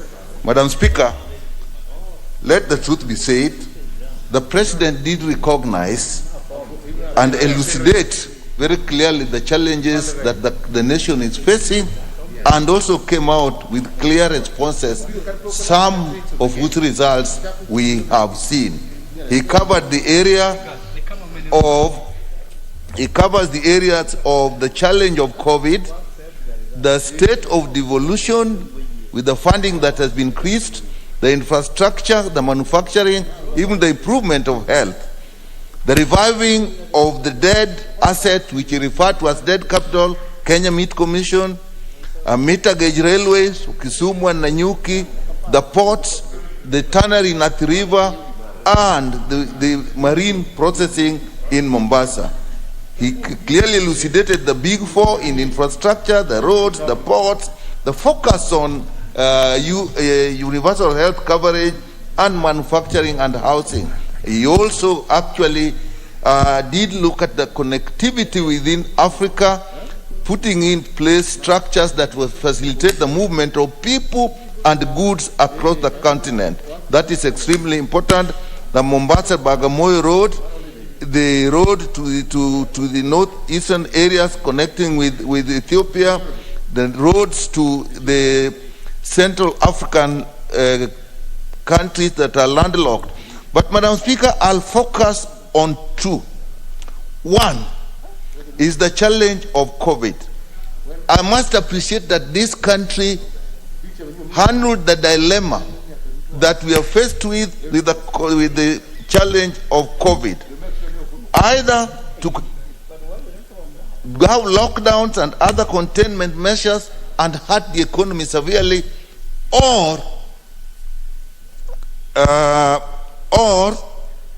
keep it open so that the economy goes on and people will die. I think that was a great challenge that this country faced. And I must appreciate the delicate balance that actually this government put in place of opening on and off and measuring the containment measures so that the economy can go on and the health of the people are taken into consideration.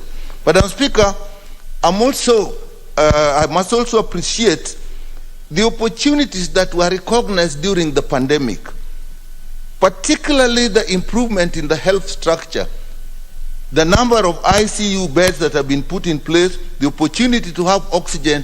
This, even after the pandemic, will be a great improvement towards the universal health coverage that we are looking at. We also must appreciate, Madam, the business opportunities were seen during this pandemic. The manufacturing, to mention just a few, of needles and protective equipment. Again, that was a great achievement in a difficult situation. And it's also important we note that actually overall the economy eventually did grow. I think that's something we must appreciate, and the vaccination efforts that have been made, that are still going on, even with the challenge of the new variant, I think vaccination is still important, and the availability of the vaccines now. I think, in my view, that was a great thing that came in the President's speech. The second and the final one I want to mention is the realization that the president brought out that for this country to progress and develop, we must have unity and peace.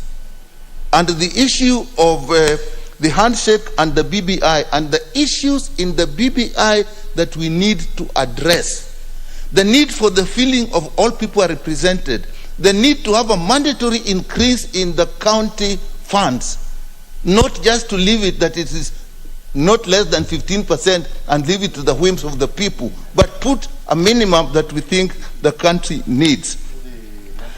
And it was, Madam Speaker, when they shook hands, and I saw this also in 2008, it is amazing how two people shaking hands in a place just stops all the violence that is there. Therefore, expanding the executive so that everybody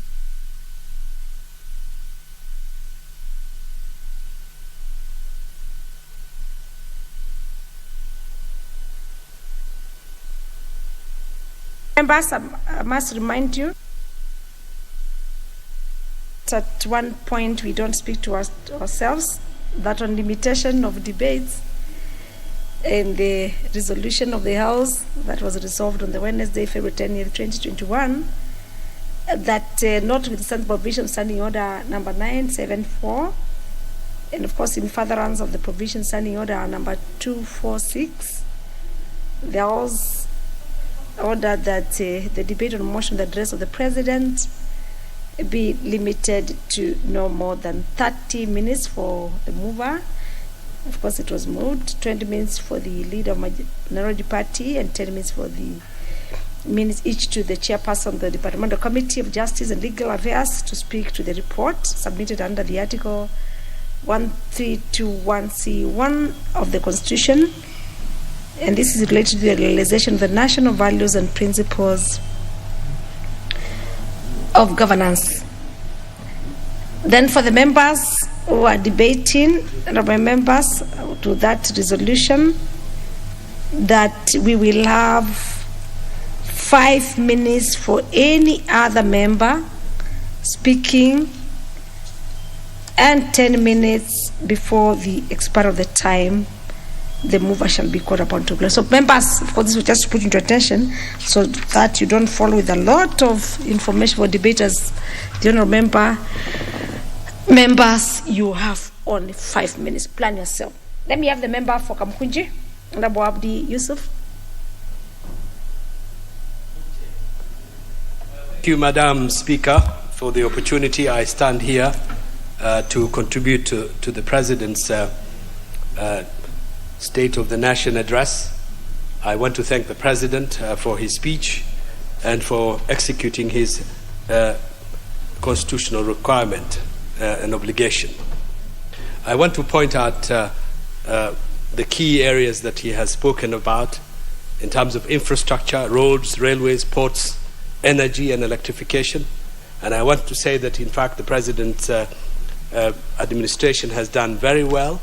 He has laid the foundation for Kenya's industrial development. And this would be one of the key legacies of the President and his vision to leave behind a developed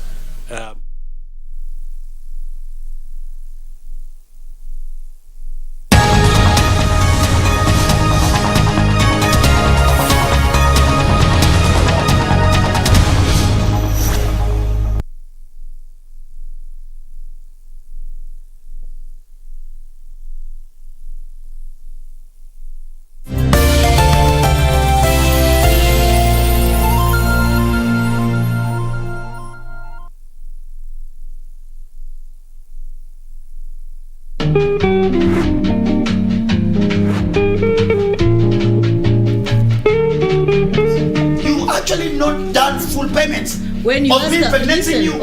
Doctor, you've only done a down payment. Can you listen? I am helping Kenyan men do their job. I have helped your men. I am saying you keep quiet. Can you keep quiet, Dr. Ofoneke? What proof do you have that I've been the impregnator? The child has not been born.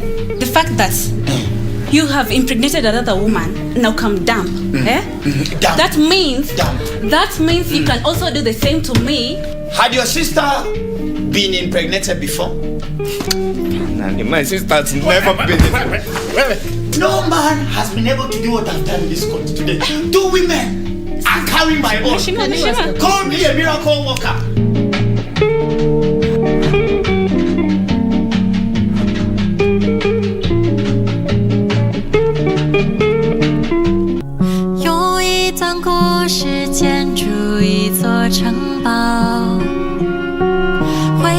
It's your first time. Hey, I can see what's going on. You lack experience. Why are you dressed like this? You ought to dress more like me.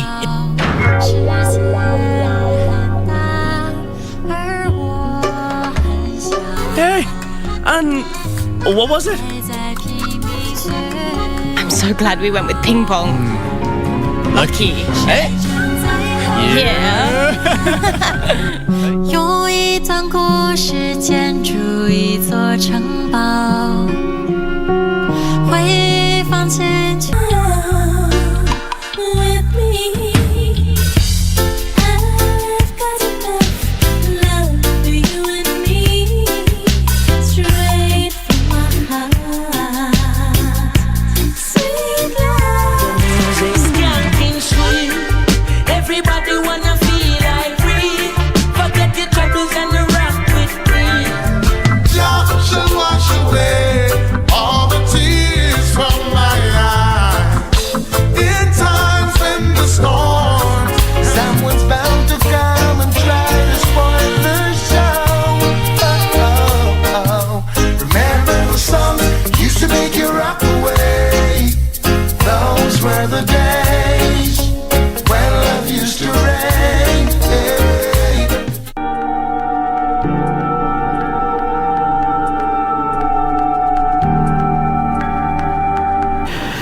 If Peter was sitting next to you right now, what would you say to him? Our plan is in motion as of tonight. No, I must fire. Are you out of your mind? You are one strong man. You are feeling okay? Amen. Where are you right now? I'm the only person who doesn't want to see your plans going south. Think about what I just said. Think about what? It's none of your business. Perfecto. What's perfect? It's none of your business.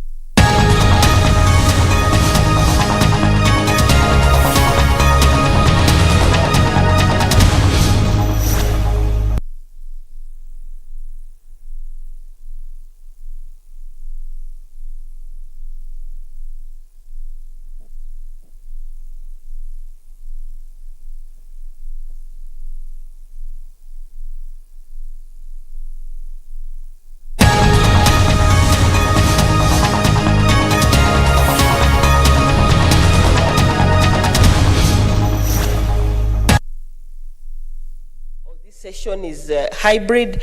We are doing both physical and Zoom so that people who are not able to attend these meetings, we have very many of us who have not attended these sessions for a long time, but they are able to participate through COVID. That begs the question, Madam Speaker, of Konza, the Konza Technopolis. The President did not touch on it, seeing that he told us ICT is the future. We want a law that should be put in place to guide the Konza Technopolis. I know that there is a bill coming up so that Konza is not run on the whims of a prime minister, that there is a specific law, a specific bill that is used to run the Konza Technopolis as the center of our ICT now and in the future. Madam Speaker, the President concluded by talking about nationhood, and he focused on democracy. He talked about the issue of BBI that failed to take off. We do not want to discuss more about BBI now because it is it is in the courts and some of the things have been overtaken by events, but it was a good idea that was unstrategically implemented, and we hope that as he has promised to bring it back whenever it is he wants to bring it back, and we hope that it will be now strategically implemented so that it is less political and people are able to embrace it. He talked about an increase in the cancer diagnosis centers, but I would like to urge the President to ensure that cancer is declared a national disaster so that more efforts are paid to the issues of cancer diagnosis, treatment, and even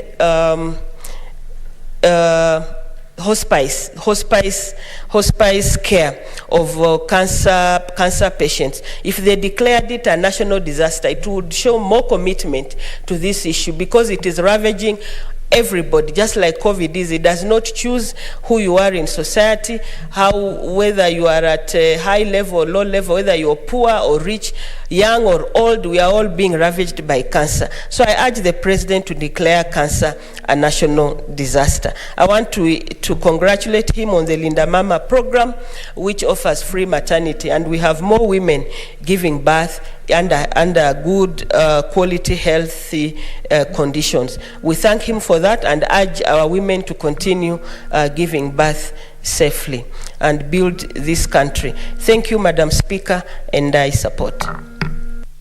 Thank you, Senator. Senator Halaka Abshiro Soka.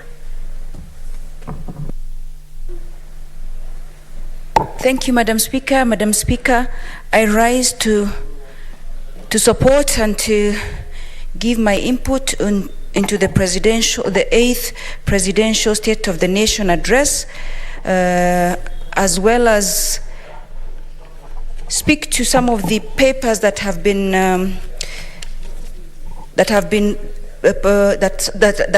the President has also given us, which is basically the 8th annual report on the measures taken and progress achieved in the realization of the national values and principles of governance, the 8th annual report on the progress made in fulfilling the international obligations of the Republic of Kenya, the annual report to the Parliament on the state of national security, and the business climate reforms milestone report for the year 2020-2021.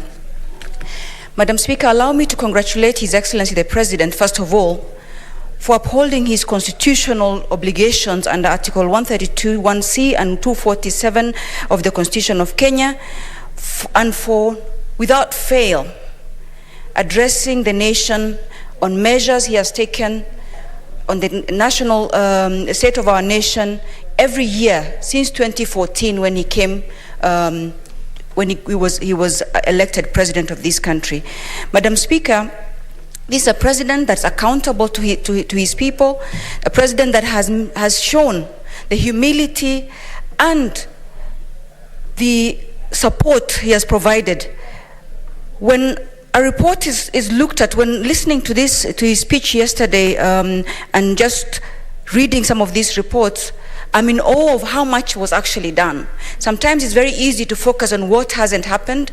It's very easy to look at the glass as half full as opposed to half empty.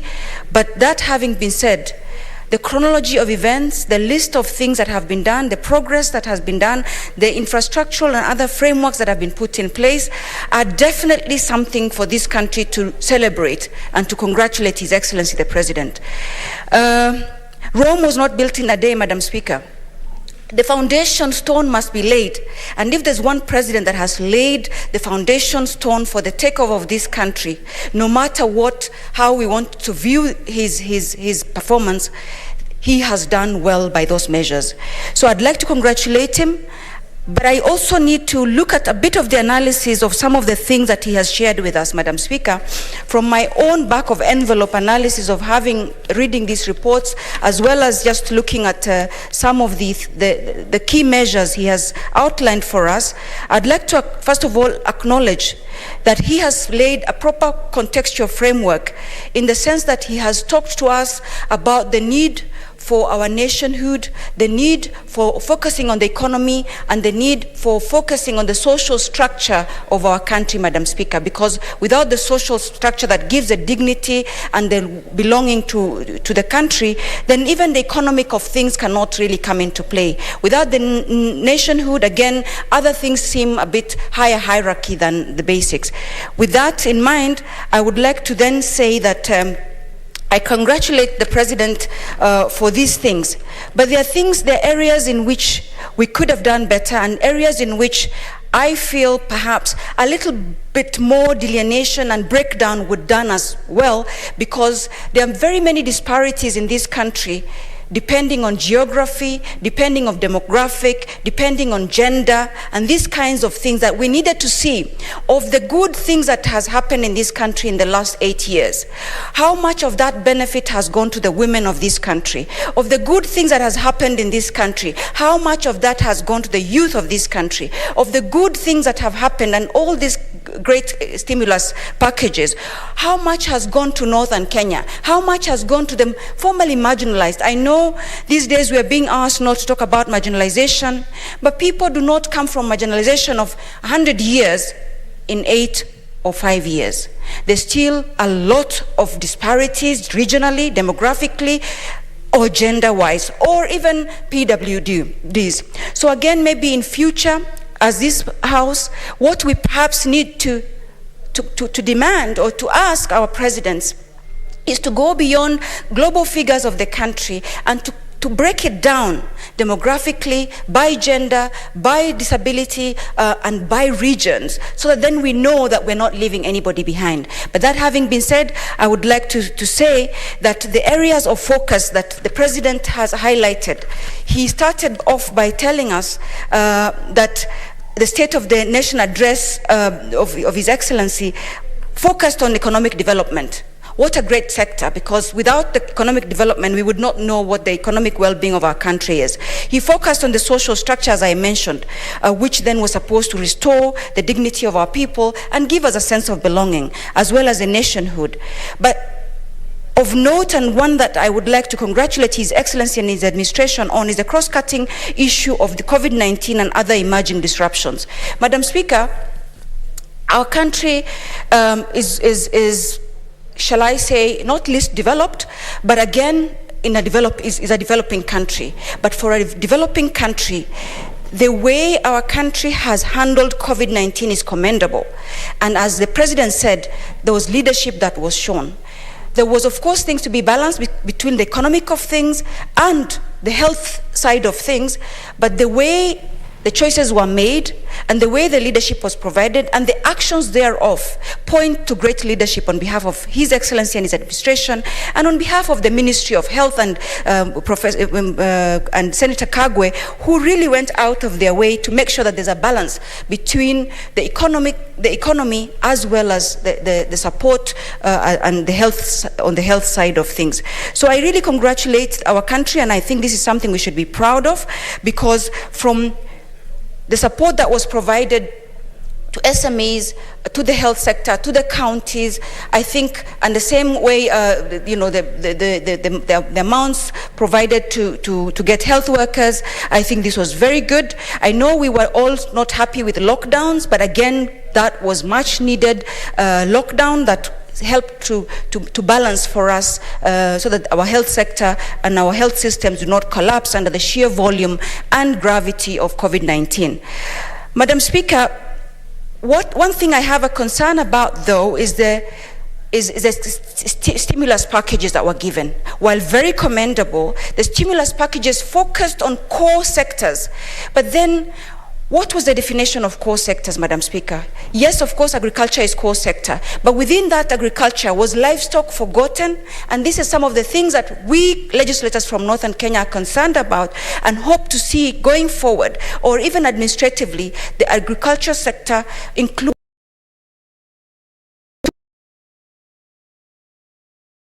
pastoralists, and what was given as support and to the livestock sector, especially the livestock sector, that the nomadic lifestyle and the pastoralist sector. Madam Speaker, we were in the second stimulus package. Again, I commend the president for focusing on agriculture, on education, on SMEs, on universal health care, on tourism. Again, there is SME support injection of 5 billion, seed capital to SME credit guarantee schemes. We would like our country and our president to be looking at livestock schemes as well. Did we get any support for livestock sector? Was there any livestock scheme that was given? I don't think that was the case, but if there was, we want to make sure that livestock rearing is mainstreamed. I know we're told about the bread basket. We are the bread basket too when it comes to the protein that the livestock provides. Man cannot live on bread alone. So please, we would like to say, as legislators from Northern Kenya, we want to see a livestock scheme. We want to see livestock guarantees as well as going forward, and even right now. The injection of 6.5 billion shillings into education sector, very much welcome, because an uneducated country is a doomed country. So we really hope that we continue to inject much needed resources, especially as we transition from the 844 system into the KBC system. Madam Speaker, 10,000 teachers were employed. The place with the worst ratio of students to teachers is Northern Kenya. You know the insecurity there, and therefore a lot of teachers had actually taken off. We would like to see if we could see the breakdown of the 10,000 teachers. What percentage of teachers were for Northern Kenya, which was the most needed, which had the biggest gap? Those are the kinds of questions that were coming to my mind as I listened to the very fantastic speech of our president, and with much congratulations and thankfulness. But we would like to see, of these things, the global statistics for the country do not give the picture of what has been done for different demographics, as I said earlier, for different locations and different regions. Madam Speaker, we welcome the UHC support for locally made beds. We welcome the 3 billion farm inputs. Also, we would like some livestock inputs as well, so that then we can say nobody was left behind, and no food source, including the protein source that the meat suppliers of this country are providing, is not left behind. Madam Speaker, I know the small-scale farmers and flour farmers were also given in the second package 2.5 billion to assist flour farmers to access international markets. Again, we need markets for our livestock. We need support in that area as well.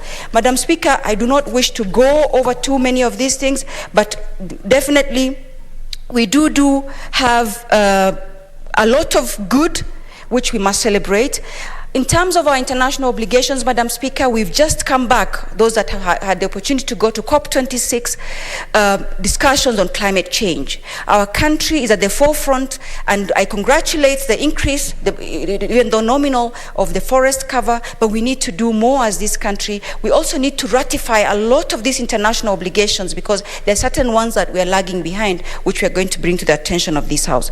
Madam Speaker, in terms of the blue economy, the Lamu Port, the dual carriage infrastructure, these are fantastic imperatives. These are fantastic groundwork for us to take off, and therefore we support the president and hope that these things are going to be great legacy for him, so that with the next president that comes, which is going to be for us the Honorable Gideon Moi, we will make sure that we build on this, because this country loves peace, this country loves prosperity, this country will ensure that we build on the gains that we've made so far. I would like to also, as a proponent of Kazi Mtahani, congratulate the president for listening to us, for the input that we gave him, even from the Kazi Mtahani kids in Isiolo, who have worked so hard to make the county very hygienic and very beautiful in the last few years, and making sure that we have access to the bridges and to the water sources as well. Madam Speaker, I would like to congratulate the president, especially on the national ethos and the national values and the report thereof. I don't wish to speak so much to that because I haven't read the report, but I know that he espouses those values. I know that he has walked those values, and I know that having come from where he has come, he has also made sure that the national values that we espouse, the democratic rights of this country, and this is one president, even just looking at, as I congratulate congratulate Senator Maura for coming back here. Our president respects the rule of law. Our president respects the separation of powers between the different arms of government. And this is why when the court speaks, our president obliges. I thank you and I support and I congratulate our president and the people of Kenya for being so resilient in the face of a lot of uncertainties and a lot of hardships brought on by COVID-19. I thank you, Madam Speaker. Thank you, Senator. Senator Mwinyi Haji Mohamed Faki.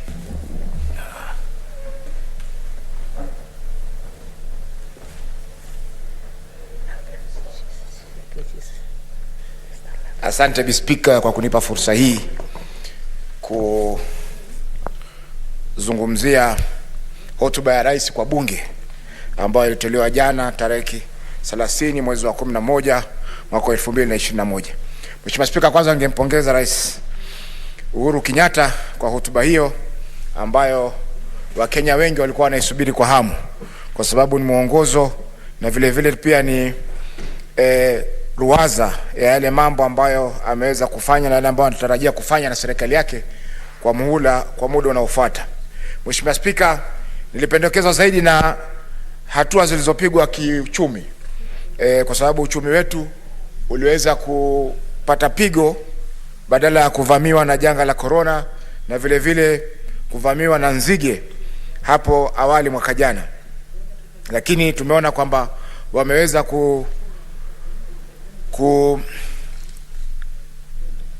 kutetea uchumi huu na vile vile tukaweza kupata maendeleo fulani katika uchumi.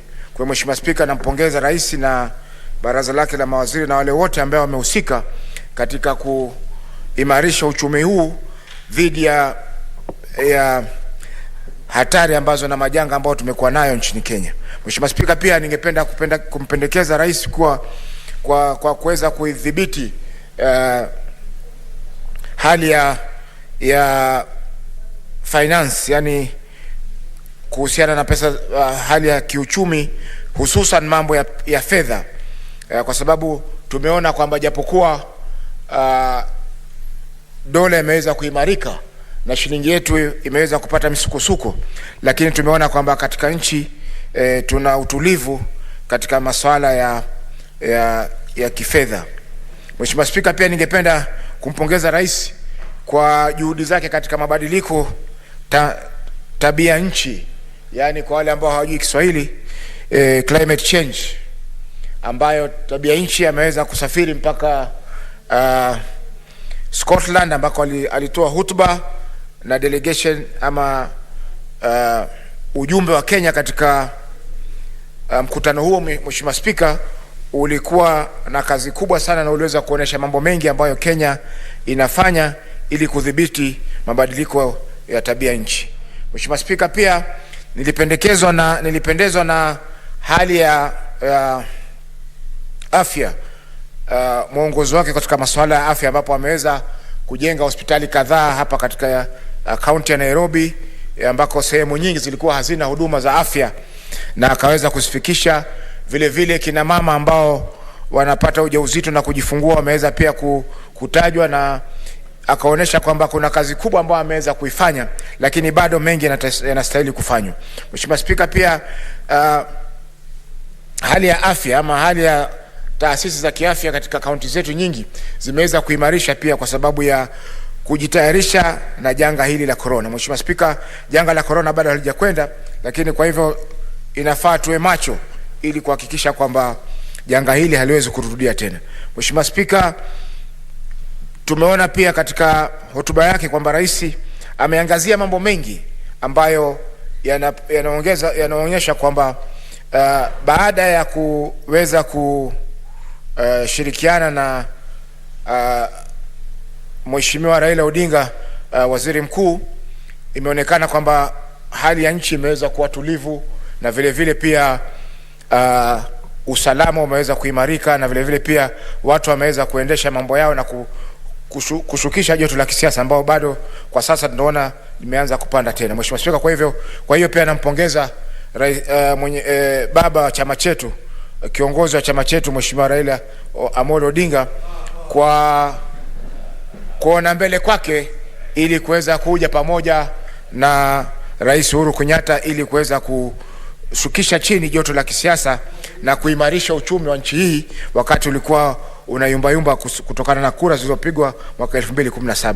Mheshimiwa Spika, japokuwa baadhi ya mambo ni mazuri, lakini bado kuna mambo mengi ambayo serikali inastahili kufanya. Mheshimiwa Spika, kwanza kabisa ni haki za binadamu.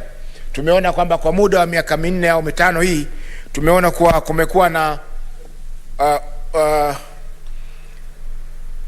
kudhulumiwa zaidi ya watu katika haki za kibinadamu kupitia kwa ile tunaita extrajudicial killing, ana watu kuuliwa kiholela na vile vile wengine kupotezwa bila kujulikana wamepelekwa wapi.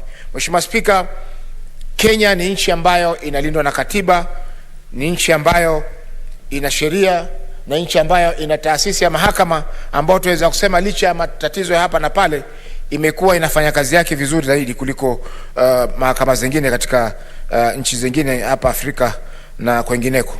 Lakini Mheshimiwa Spika, tumeona kwamba ongezeko la watu wanaouliwa kiholela katika mikono ya polisi imekuwa ni ya juu sana. Mwaka huu Mheshimiwa Spika, shirika la Haki Afrika na pia IMLU, yani Independent Medical Legal Unit, wameweza kurekodi visa zaidi ya 70 ambavyo watu wameweza kupoteza maisha yao kiholela na ama kupotezwa bila ya kufuatwa kwa sheria. Ripoti ile Mheshimiwa Spika tulijadili hapa wiki 2 zilizokwisha, kwa hivyo haina haja ya kuongezea. Ni kusema tu kwamba rais angeweza kutoa mwongozo wake ama msimamo wake kwamba ataendelea kuongoza nchi hii kupitia katiba na sheria ambayo iko katika nchi. Mheshimiwa Spika, Wakenya wengi katika maeneo ya pwani na maeneo ya ukanda wa kaskazini ya Kenya, yani Northern Kenya, wanaishi katika hofu kwa sababu hawajui ni wakati gani wataweza kuja kukamatwa na familia zao hazitapata fursa ya kuona tena.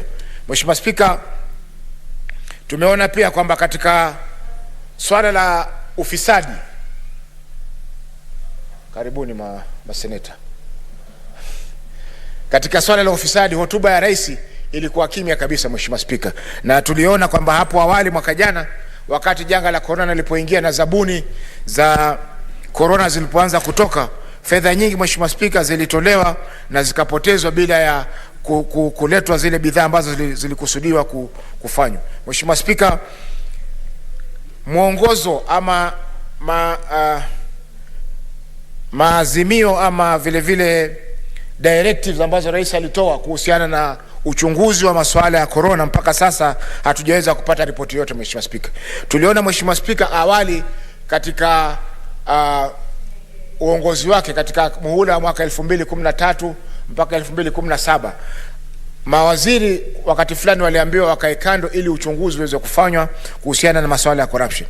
Kwa sasa Mheshimiwa Spika, hakuna yeyote ambaye ameweza kusimamishwa kazi ama kuzuiliwa ama kushtakiwa kwa masuala ya ufisadi. Mheshimiwa Spika, ufisadi ni donda sugu ambalo lazima serikali hii na serikali zitakazokuja liweze kudhibiti, ama sivyo Wakenya wengi watalia bila ya kupata huduma zile ambazo wanastahili kupata kwa sababu ya masuala ya ufisadi.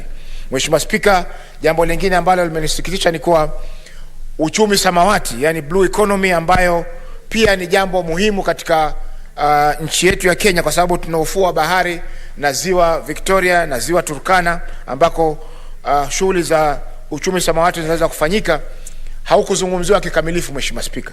Iligusiwa tu, lakini mpaka sasa hakuja kuwa na maendeleo ama maendeleo yanayofanyika Mheshimiwa Spika yako chini sana ili kuona kwamba haijatoa natija yoyote kwa Wakenya kuhusiana na swala hili Mheshimiwa Spika. Hata kwa mfano Mheshimiwa Spika, kudhibiti vyombo vya kuhifadhi samaki wanapovuliwa kwa wingi, barabara katika sehemu ambazo wavuvi wanavua, na vile vile pia zile wanazoita landing site, yani bandari ambazo zinatakana kupokea samaki wale Mheshimiwa Spika, hazijapawa kipaumbele katika maendeleo ya uchumi samawati. Mheshimiwa Spika, sisi pia kama watu wa pwani tuna tumbo joto kuhusiana na ripoti zilizotolewa kwa Mheshimiwa Spika kwamba sehemu ya bandari ya Kenya itaweza kubinafsishwa kupitia kwa shirika la Kenya National Shipping Line ambalo limeingia mazungumzo na shirika la MSC, yani Mediterranean Shipping Company. Mheshimiwa Spika, Mwaka jana kulitolewa executive order ambapo mashirika ya Kenya Ports Authority, Kenya Railways, Kenya Pipeline waliletwa pamoja pamoja na ICDC, yani Industrial Commercial and Development Corporation, ambayo pia ni taasisi ya serikali, ili kuweza kuwa na management moja kupitia kwa Wizara ya Fedha. Mheshimiwa Spika, Rais hakuweza kulizungumzia swala hili ili kutoa mwongozo, je, swala hili limeweza kuleta natija ama la? Ni mambo gani ambayo yameweza kuzuia kupatikana kwa maendeleo katika masuala ya usafirishaji wa mizigo na vile vile kudhibiti mambo ya reli kama ilivyokuwa imekusudiwa na mpaka sasa haijakamilishwa. Kwa hiyo Mheshimiwa Spika, swala hili la kubinafsishwa kwa bandari limetia sana tumbo joto wakazi wa Pwani, kwa sababu bandari ndio shirika ambalo ama ndio mtaji ambao Mwenyezi Mungu amewajalia watu wa Pwani, na kwa hivyo hatutakuwa tayari kwa wakati wote Mheshimiwa Spika kujaribu kuacha mtaji huu uweze kuharibika. Mheshimiwa Spika, pia masuala ya usafirishaji wa mizigo kutoka bandari ya Mombasa pia ilikuwa inastahili kuzungumziwa, kwa sababu serikali inalazimisha mizigo yote bebwe na shirika la SGR, shirika la reli la Kenya, wakati kuna uhuru wa biashara katika Kenya, ambapo wale wanaofanya biashara za malori na nyingine za kibinafsi wanastahili kupewa nafasi. Mheshimiwa Spika, kwa kumalizia ni pia kwamba tumeona kuwa masuala ya usafirishaji wa mizigo ni njia moja ambayo itasaidia Wakenya kuweza kujikomboa, hususan watu wa Mombasa na watu wengine, ili kuweza kupata biashara katika kaunti zetu. Mheshimiwa Spika, ukiangalia mkondo wa barabara kutoka Mombasa mpaka Malaba, kuna biashara nyingi ambazo zinafanyika katika barabara hiyo, na biashara zile zitaweza kufariki ama zinaweza kufilisika iwapo hatutaweza kuwa na usafirishaji wa mizigo kwa njia nyingine mbali na njia ya reli. Mheshimiwa Spika, nikimalizia ni kusema kwamba bado tuna changamoto nyingi ambazo nchi inatakana kuzikabili na kuziepuka. Mheshimiwa, changamoto hizi tunaweza kuzikabili tu wakati nchi yetu itakuwa na amani na tutakuwa tunavuta kamba katika sehemu moja, hususan huu wakati ambao tunakwenda katika masuala ya kura. Inafaa tuangalie kwamba japokuwa tunapigania viti, lakini lengo letu ni kwamba lazima Kenya iweze kubaki nchi moja. Asante Bi Spika kwa kunipa fursa hii. Senator Boy Isa Juma.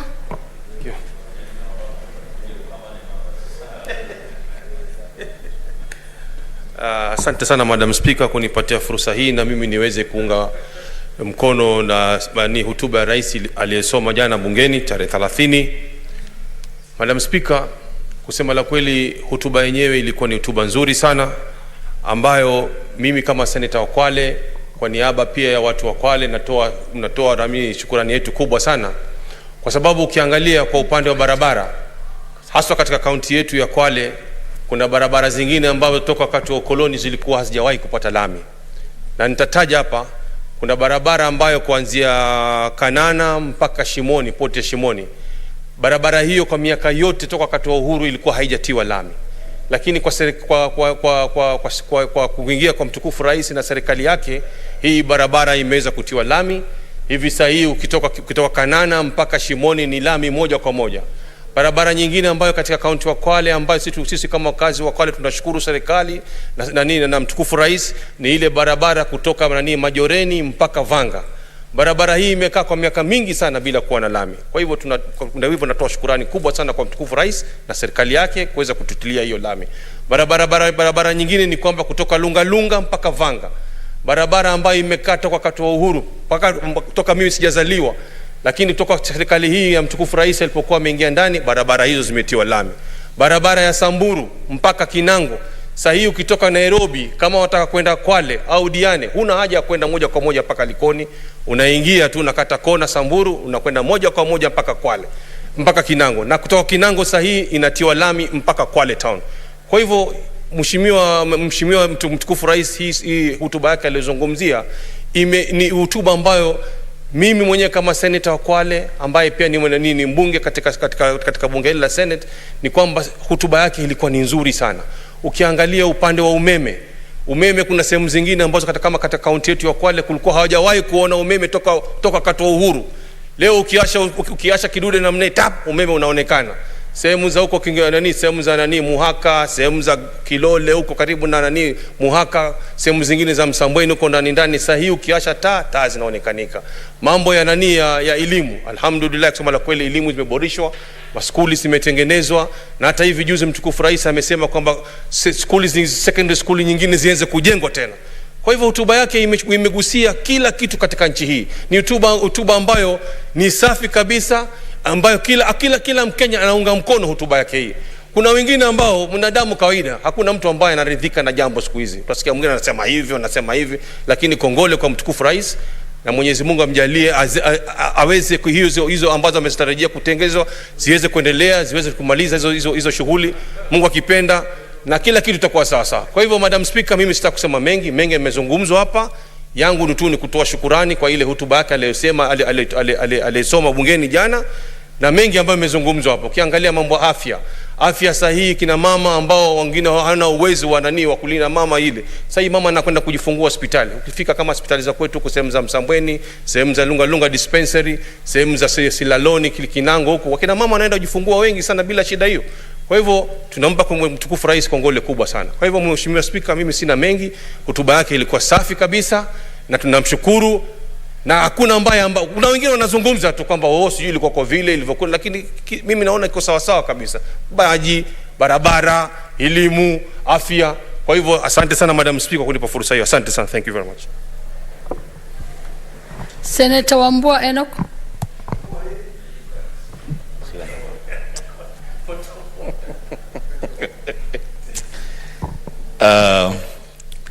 I thank you, Madam Speaker, for this opportunity to also bring my comments on the President's speech yesterday.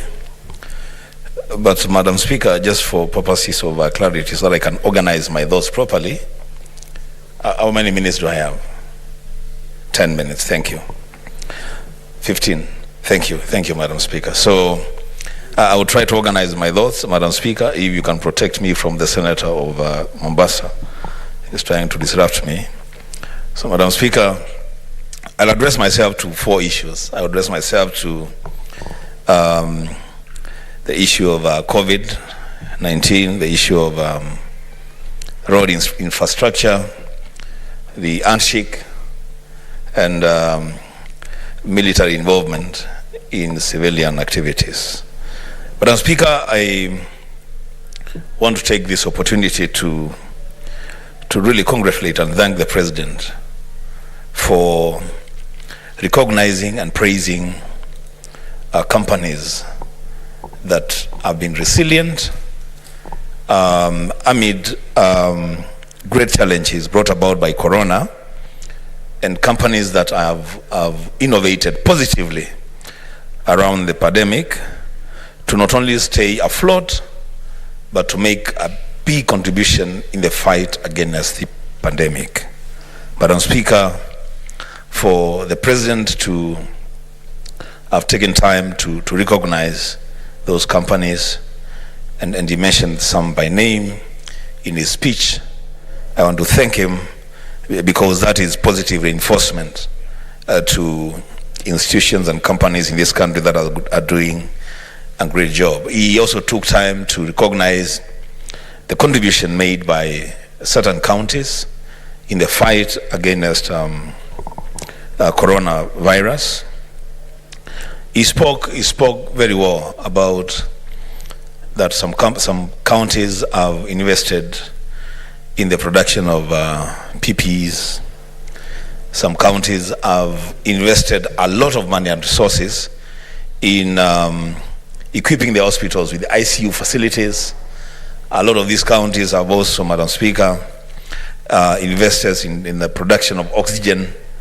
And that's a positive move, because these investments will definitely outlive the pandemic.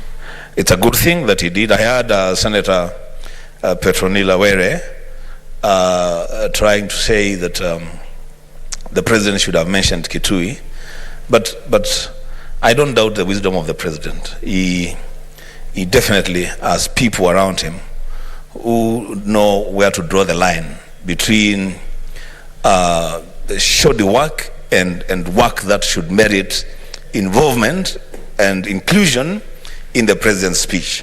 And so those things that Petronila Were is talking about, perhaps they fall in that other category. I thank the president for really positively reinforcing these counties.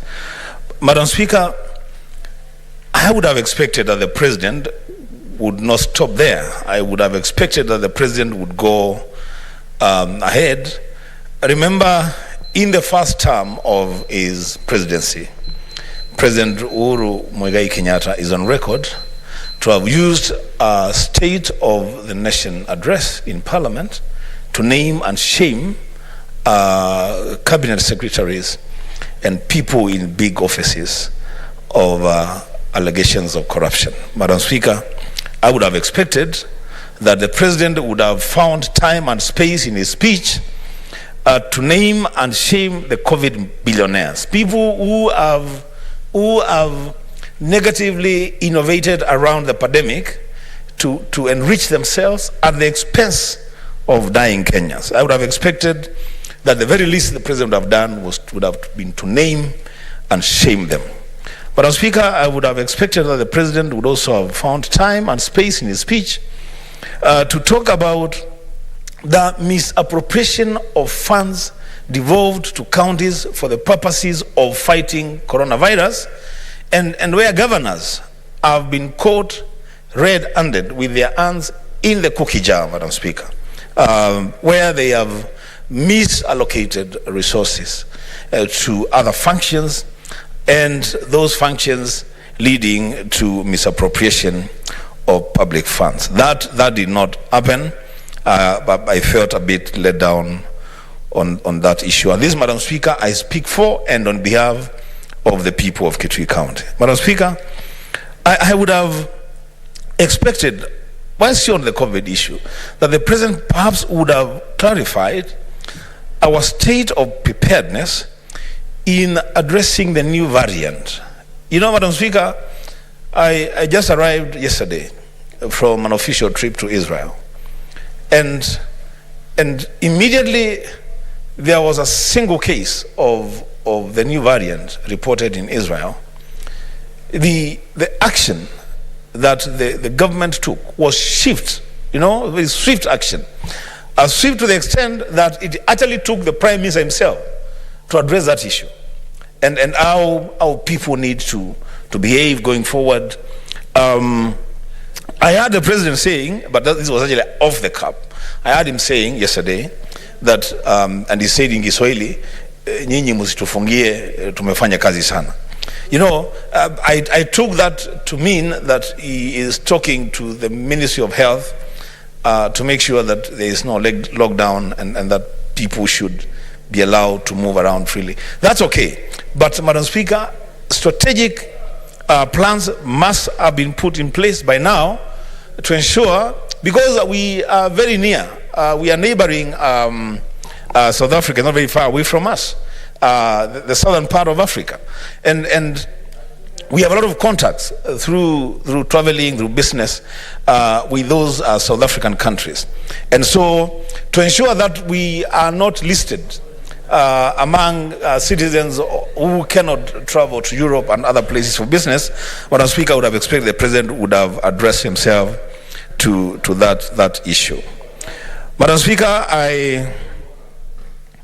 I want to commend the president for speaking about the moratorium on the CRB listing for micro, small, and medium enterprises. Madam Speaker, this is a good thing to give a valve for these SMEs that are resilient to be able to survive these hard economic times. But Madam Speaker, it will be noted that CRB is not the only problem that SMEs are facing. and Kenyans are facing. Madam Speaker, there is the issue of auctioneers and lenders who are always running after Kenyans who have been made unable to repay their loans. And Madam Speaker, on this one, I want to specifically talk about lending institutions operating in Kitui County. Madam Speaker, without casting aspersions on anyone, but just putting facts bare, the Kenya Women Finance Trust has done a good job at empowering especially women in Kitui. They have made it possible for women to access credit, to build houses, to buy livestock, to start small little businesses. But Madam Speaker, in the light of the pandemic, a lot of these women who mean well are unable to service these commitments as promptly as they used to do before. And now what is happening is that these institutions are now not just going after these women. They are going to their homes and taking away iron sheets from the roofs of their houses.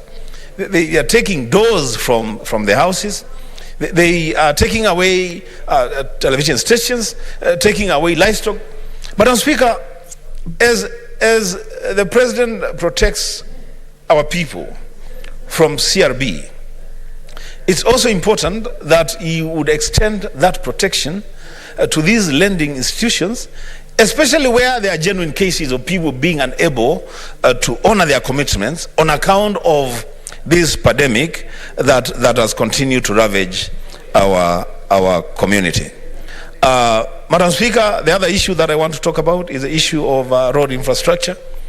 Madam Speaker, on the issue of road infrastructure, the President mentioned that since independence, successive governments have built collectively 11,200 kilometers of tarmac roads.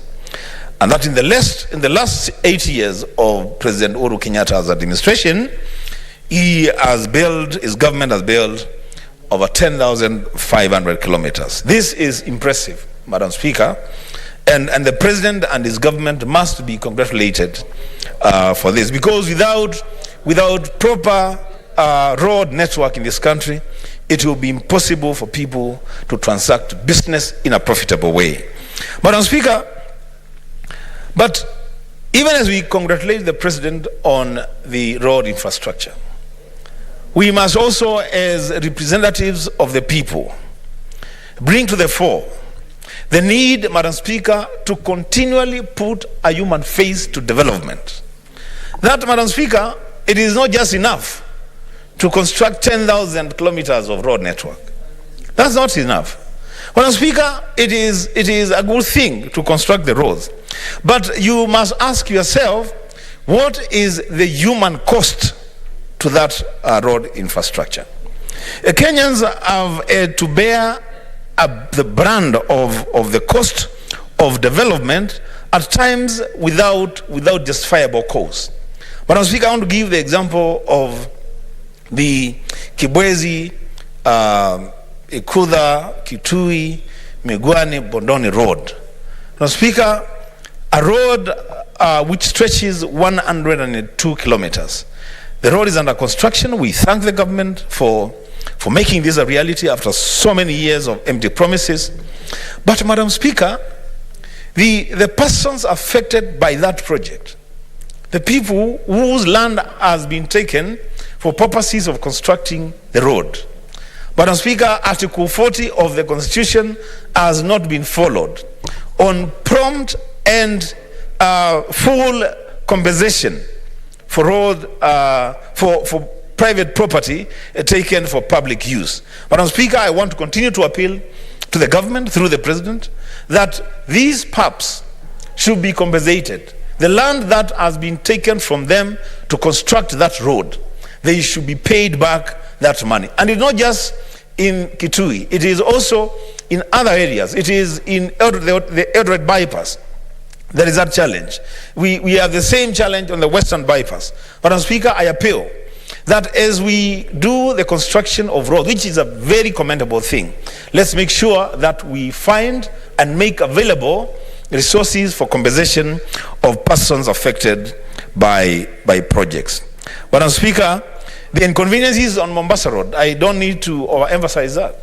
It has taken serious sacrifices for Kenyans using Mombasa Road. Yes, the road is good. It will ease movement once it's completed. But Madam Speaker, where is the human face to this infrastructure? As Kenyans make sacrifices for development to happen, it is important that the government is seen to be considerate about the suffering of people occasioned by projects. Madam Speaker, the second last comment will be on the issue of the handshake. I heard the President talk very well about the handshake. I personally have no problem with the handshake. I congratulate the President and the former Prime Minister. Madam Speaker, can I ask for an additional 3 minutes, if possible, please? 2 more minutes. Thank you, Madam Speaker. So I congratulate the President and the former Prime Minister on the issue of the handshake. This is an initiative that was started by 2 people, but as time went by, other leaders got involved. And I want to thank the President for making it very, very clear that the purpose of the handshake was to ensure stability in the country. That, Madam Speaker, anything else beyond stability then is an addition of other people. It's not what the President committed to. He committed to stability, and we support him fully to ensure that there is ample time for him to govern and for this country to be allowed to prosper. Madam Speaker, lastly, on the issue of military involvement in civilian activities, Madam Speaker, the President said that he's going to tap on the input of the military because of the efficiency and the discipline of the armed forces, which is a good thing. Military people are known to be very efficient. They are known to be very disciplined. But, Madam Speaker, there is a reason that the world over, military people are kept in the barracks. There is a reason why military people are kept in the barracks. Because, Madam Speaker, you don't want to give military people ideas about civilian practices. In the barracks, they are shielded from civilian activities that tempt leaders and people working in those big offices to be involved in corrupt practices. Madam Speaker, to the extent that is possible, let us keep the military people in the barracks and train our people from young age to be patriotic, to love their country, to be efficient, to ensure fairness, and ensure that, Madam Speaker, they undertake the responsibilities given to them with dignity and objectively. Madam Speaker, I thank you for the additional 2 minutes, and that's my submission. I thank you. Senator Ongeri Samson Kegengo. Madam Speaker, let me also add my voice to the excellent exposition of the President's State of the Art National Address to the 2 joint sessions of both Senate and Parliament. The essence of this presidential address is to be able to put on record the kind of activities that they've been able to carry out effectively for this nation, so that the representative of the people can take note of it and be able to critique some of the areas where they feel there have been shortfalls. And if I captured the mood of the presidential address yesterday, it was basically what they were able to inherit in 2013, what they were able to put out in their manifesto, and also in accordance with Vision 2030, which is a main leading document for this nation for development and social activities. And therefore, when you look across the board, it's quite evident that we have made some strides in one way or the other. you cannot ignore the development agenda that has taken place in this country. One of the things that Kenyans dismiss very easily is that, well, nothing has been done. Yes, for political purposes, we can do so. But that does not mean there haven't been pitfalls here and there that we need to take cognizance of, and we need to be able to articulate and understand how to go around it and how to achieve that stated objective. I'll come straight to the issue of infrastructure. It's indeed the infrastructure that has taken place in terms of the expansion of the road networks in this country, in terms of the last mile electricity connection in this country, and also in the expansion of our inland ports and also the Lamu port and other SGR activities that have been carried out in this nation. This may have been one of the reasons why the GDP has gone up. But unfortunately, it doesn't translate into money into the pockets of poor people, people below the poverty line. Whereas we may applaud the government for having achieved those level of attainments, we now have a specific SGR transportation system that is able to get the cargo from Mombasa port to the inland port in Naivasha and in Nairobi and elsewhere, and hence reducing the carnage on the road because of the heavy trucks plowing there. I still see a number of heavy loads coming from Mombasa through to Mombasa Road to Nairobi. It's only the other week when we were in Makueni and I happened to go through the main Nairobi-Mombasa Road to Hunter's Lodge to be able to branch off to Makueni. It was quite evident that traffic is still extremely high, and therefore we have not been able to decongest our roads, and a lot of time is wasted in those roads by vehicles. If you get one vehicle spoiled or as a mechanical problem, the rest of the other vehicles pile up and causes a lot of congestion, and that's not good enough. Therefore, I was hoping that one of the highlights in the road infrastructure network would have been a highway, a dual carriageway from Mombasa to Nairobi. This will have a double effect. The economic zones that require to be put along the road network from Mombasa to Nairobi, for instance, between Mombasa and Voi, economic zones, Voi and the other places, Sultan Ahmud, and other economic zones along those lines. Then, of course, the Konza City, which we now see between Makueni and Machakos counties. And finally, the Earth River, which has expanded extremely well. So this dual carriageway is something that must be put in the program because it has a net effect of creating economic activities and therefore generating employment opportunities for our young people. Unemployment is one of the biggest undoing things for this country, and until such a time we're able to get useful, gainful employment for our people, for our young people, for our young population, who constitute 75% of Kenya's population, we're going to run into difficulties in managing the affairs of this nation. And therefore, it's my proposal that whatever other activities that are left, and if they are not there within this period of time, certainly when the ODM government takes over in 2022, we should be able to put these things in place so that we can carry forward a mandate that we think President Kenyatta initiated, Uhuru Kenyatta, and therefore we'll be able to carry that mandate forward and be able to create extra infrastructure.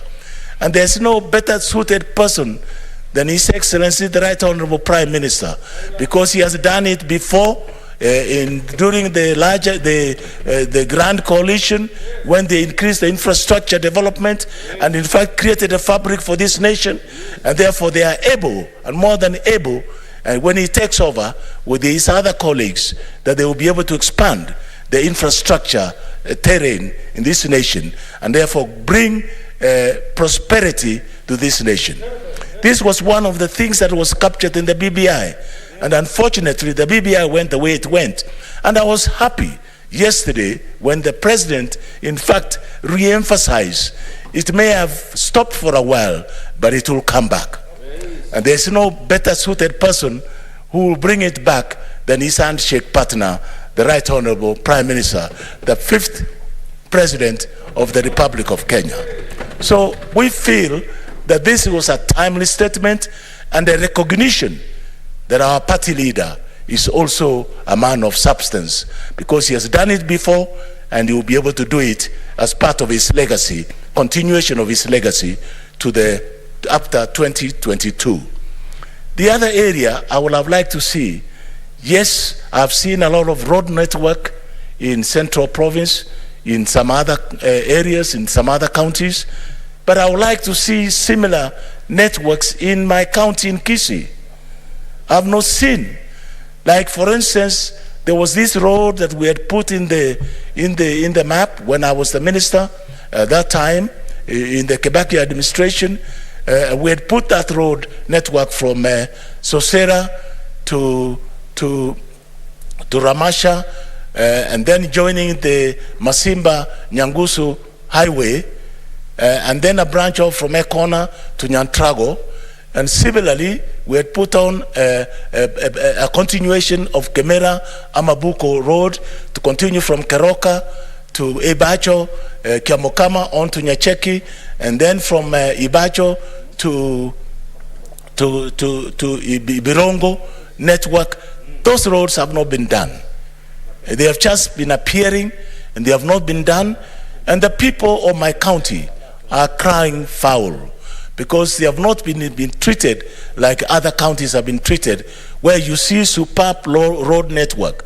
And therefore, even when we met the president and he visited Kenya, and we met him at the State House, he gave us an assurance that some of those road networks will be captured in the development. And of course, not to mention, not to leave alone, to leave out, there was the Nyamache, Kiobegi to Nyangusu Road, that was to be done. Tamak has not been done, and also the Nyabisabo, Matunwa to Amariba Road, that has not been done, and the one from Kiumbu through to Nyaguta to again up to the factory, the tea factory, up to Kyogoro has not been done. Those bypasses ought to be done. And in Bomachoge Chache, apparently some of them are being done, but we'd like to see more roads there, and more roads in South Mogrango, particularly in the upper north, in the Etago area, the other region. We need those road networks created, and Bomachoge Borabu. And I think until such road networks are done, we cannot be able to move the primary agricultural products from our farms to the areas where they need to move, so that we are able also to feel like other rest of Kenyans that the infrastructure has served us well. And this is one area that we need to do. The second area of infrastructure that I want to touch on is the question of health. The health infrastructure, and particularly the universal health care delivery infrastructure. We all know one of the biggest expense for any Kenyans today is the medical bill. This has caused a lot of miseries, a lot of pain, because the hospital bills are mounting up, out of reach for people. We as leaders, we have done so many harambes, and every day we're doing one sort of harambe or the other to be able to meet the medical expense. And I think one of the things that need to be looked into and be seen to be spread out is the universal health care system set out. I'm a member of the health committee, and without anticipating the debate, we've been able to finish the bill, which is, I think, before this House, and it's my plea that this bill can be fast-tracked to come out even tomorrow if need be, so we can finish with it, so that we can roll out the universal health care system to Kenyans who are in a dire need of getting these services at their doorsteps. And I think it's important that we do so. And the element of our politics, whatever happens, we need this nation. We have to be civil in the manner in which we approach the public, in the manner in which we talk to the public. We've got to be kind to the people. We have got to be considerate to the people. After all, it is their interests that we are promoting for the welfare of this nation. And I get very distressed when I see some people hurling abuses at other leaders. It doesn't help, and it will never help. All of us need this nation in one piece. We don't need a nation which is torn apart. We need this nation to accommodate each and every person of divergent views. And therefore, if you want to propagate your agenda, do it civilly.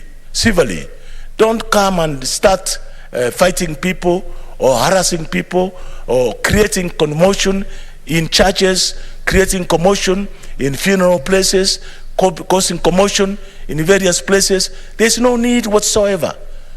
Peace is a lasting commodity, and that's the one we must seek and pursue at all times. It doesn't cost you anything to espouse peace. It doesn't cost you anything to preach peace. If anything else, it gives you comfort and solace that you are dealing with human beings and not dealing with people who are not human beings. Therefore, it's my plea for my political colleagues. Nobody refuses you to seek any office in any place, but come in a gentle manner, preach your gospel, leave the stage, let the others come, they will preach their gospel. If the people agree which gospel to pick, like I now know that they are agreeing that they will pick our gospel, because we preach peace and we want to espouse peace, we want to create prosperity of this nation, we want to grow this nation to the next heights, I think that will be the way to go.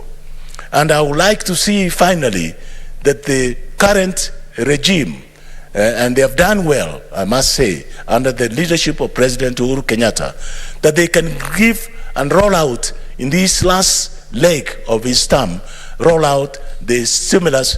2 minutes, madam, if I may, please. Yes, I can. Let's have the 3 minutes because we are about to adjourn. Thank you. So if we can roll out another additional stimulus package, because Kenyans want to recover from the ashes of economic morass. We want to recover and move forward. Our markets need to be rejuvenated. Our trading systems need to be rejuvenated. The Juakali, which I started as a minister of Juakali, needs to be rejuvenated. Our youth groups, our women groups need to be rejuvenated. And therefore, an extra stimulus package will go in a greater way in creating the stability and be able to help the current government to achieve the growth potential that they are projected to achieve, a double digit growth, which is within reach. At least at the moment we are 4%, and I heard the governor of Central Bank projecting that if we go the way we are going now, we are likely to achieve the 6% growth GDP in this country, growth rate, which would be fantastic, and that will be nearer the growth rate that we had in 2007 and 2013 when there was the Grand Coalition. We hit beyond 7%, and any Kenyans would like to see this country prosper. For me, on my part, when I'm given a chance of being a governor of Kisii, and I'm pleading with the Kisii community that when they look at me, that I should be able to roll out such stimulus packages and other packages that will help them to be able to create a viable market for their avocado, for their bananas, for their vegetables, so that we have selling points and the cold storage points like the one we have put at Kiamukama. There will be many more such other many elements that will come up in that region, in that county, so that the Kisii people will also continue the legacy of the Governor Ongwae, who has done a wonderful job. And he needs to be respected because he has done his piece and he has done his part, and there's no harm in everything that he has done. So with those few remarks, Madam Speaker, I want to commend the presidential address of yesterday and also request that finally they should be able to bring an additional final stimulus package to be able to move this economy forward so we can achieve the potential of 7% GDP that we have been yearning to achieve. And if possible, in the next government, we should be able to go up to the double digit of 10% under the tutelage of the Right Honorable Prime Minister Raila Amolo Odinga as the 5th President of the Republic of Kenya. I thank you, Madam Speaker.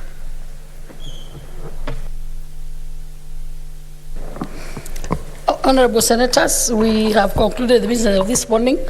It is now 12:30 p.m. Time to adjourn the Senate.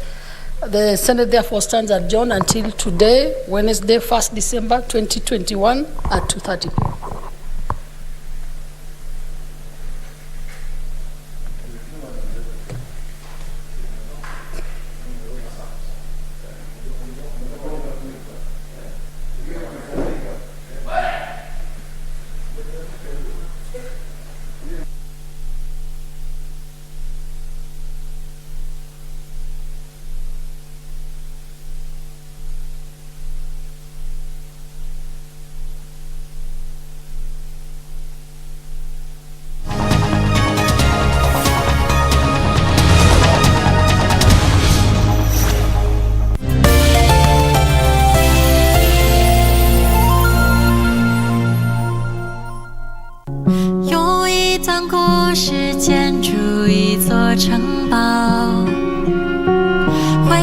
It's your first time. Hey, I can see what's going on. You lack experience. Why are you dressed like this?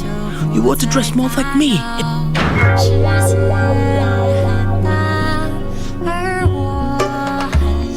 Hey, and what was it?